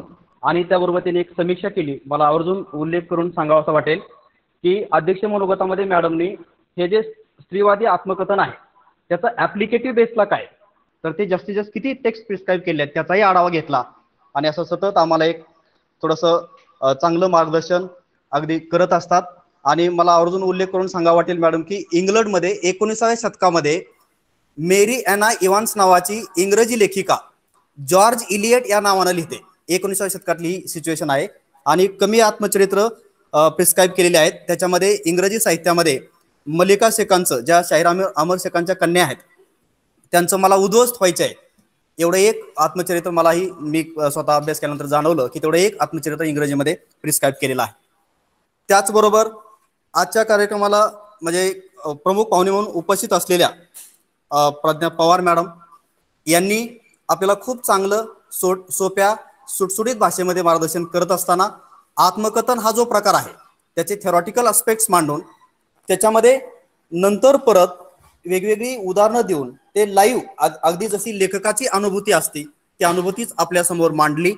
आणि खरं तर मराठी साहित्यातलं मला वाटतं त्यांच्या भाषणामध्ये कुठलंही एखादं आत्मचरित्र जे चांगलं स्ट्रायकिंग आहे, गाजलेलं आहे, ते टच न करता राहिलं नाही. आणि ज्याला मदर ऑफ ऑल ऑटोबायोग्राफीज म्हटलं जातं असं दया पवारांचं जे बलूत आहे, खरं तर त्यांचाही एक प्रत्यक्ष अनुभूतीचा पट त्यांनी आपल्यासमोर मांडला. अशा आजच्या प्रमुख पाहुण्या कार्यक्रमाच्या त्यांचे मनपूर्वक आभार. त्यानंतर आजच्या म्हणजे अध्यक्ष दक्षिण महाराष्ट्र साहित्य सभा डॉक्टर विजय चोरमारे सर हे नेहमीच अशा चांगल्या कार्यक्रमासाठी आम्हाला प्रोत्साहन देत असतात. कुठला एखादा वक्ता नेमायचा किंवा एक चांगल्या पद्धतीचं विवेचन या साहित्यिकांना किंवा म्हणजे सगळ्या विद्यार्थ्यांपर्यंत पोहोचलं पाहिजे आणि ते ऍप्लिकेटिव्ह बेसला आलं पाहिजे, त्याचा एक असा बेनिफिट झाला पाहिजे असा ज्यांचा आग्रह असतो असे डॉक्टर विजय चोरमारे सर यांचंही मनपूर्वक आभार. त्यानंतर आमच्या संकुलाचे संचालक डॉक्टर PN कोळेकर सर जे नेहमीच वेगवेगळे कार्यक्रम ऑर्गनाईज करा, चांगल्या प्रकारचं एक वेगळं विद्यार्थ्यांना काहीतरी देण्याचा प्रयत्न करायच्यासाठी प्रयत्नशील असतात, त्यांचेही आभार. त्यांनी प्रमोट केलं आमच्या कार्यक्रमाला. नंतर आजच्या कार्यक्रमाचे जे समन्वयक आहेत डॉक्टर दत्ता घोलप सर, की एक यंग साहित्य समीक्षक म्हणून ज्यांची ओळख आहे, तेही अशा प्रकारे एक चांगले वक्ते आणून आम्हाला वेगवेगळ्या पद्धतीनं विद्यार्थ्यांना उद्बोधित करत असतात. आणि इंटरडिसिप्लिनरी स्टडीमध्ये वेगवेगळ्या प्रकारे आम्हालाही तो फायदा होतो की वेगवेगळे वक्ते ते आम्हाला इथं आणून म्हणजे उपलब्ध ती व्याख्यानं करत असतात. याचबरोबर या कार्यक्रमाला उपस्थित राहिलेले आमच्या विद्यापीठाचे काही प्रशासकीय अधिकारी, कर्मचारी, सहाय्यक assistant registrar Shivaji Shinde sir उपस्थित राहिले, त्यांचेही आभार. त्यानंतर हा कार्यक्रम सक्सेसफुल करण्यासाठी आमच्या विभागातून माझे सर्व सहकारी, सूत्रसंचालन करणाऱ्या प्राध्यापिका ममता बोल्ली मॅडम, श्रुती देवळे मॅडम, तसेच इतर सर्व सहकारी यांचे आभार. आणि विशेष म्हणजे आवर्जून ज्यांचा उल्लेख करावा असा वाटतो की असे सर्व म्हणजे श्रोते वेगवेगळ्या क्षेत्रातून मराठी साहित्य भाषा म्हणजे साहित्यप्रेमी सगळे असणारे उपस्थित असलेले इतर भाषेचे प्राध्यापक, विद्यार्थी, या सर्वांचे आभार. आणि शेवटी जर चुकून माझ्याकडून कोणाचं अज्ञात असं नाव घ्यायचं राहिलं असेल, त्यांचं सहकार्य झालं आणि हा कार्यक्रम एक सक्सेसफुल चांगल्या पद्धतीनं करता आला, त्या सर्वांचे आभार. इथंच या शब्दासह मी थांबतो. पुनश्च एकदा सर्वांचे मनपूर्वक आभार. थँक्यू. यानंतर अध्यक्षाच्या पूर्व परवानगीने हा कार्यक्रम संपला असं मी जाहीर करतो. थँक्यू. थँक्यू. धन्यवाद मॅडम. धन्यवाद मॅडम, सर्वांना धन्यवाद. तुम्ही सगळ्यांनी वेळ दिला. मॅडम फडणवीस मॅडम वेळ दिला त्याबद्दल खूप खूप आभारी आहे. कारण हा नवा उपक्रम होता आमच्यासाठी, कारण इतर भाषेचे खूप विद्यार्थी इथे उपस्थित आहेत आणि त्यामुळे त्यांना खूप प्रेरणा मिळाली. धन्यवाद मॅडम. खूप छान कार्यक्रम झाला. धन्यवाद. समारोप खूप चांगला केला म्हटलं म्हणाले madam, Fadnavis madam. Thank you madam. खूप वेगवेगळ्या दिशा तुम्ही त्यातनं मांडल्या. थँक्यू. धन्यवाद. ममता, तू बोली सरांची कन्या आहे का? ओके. हो मॅडम, त्यांची मुलगी आहे. आमच्या घरी यायचं नेहमी सोलापूरला. हो, बाबांकडून बऱ्याच ऐकलंय त्यांच्याविषयी, त्यामुळे आज खूप ऐकण्याची उत्सुकता होती. ओके. आईला नमस्कार कळव. नक्की मॅडम. आता या सोलापूरला आला की या. नक्की नक्की मॅडम, नक्की भेट घेणार. ओके. Okay, thank you. सर्वांचे पुन्हा एकदा धन्यवाद. Thank you Gholap sir. हो, आणि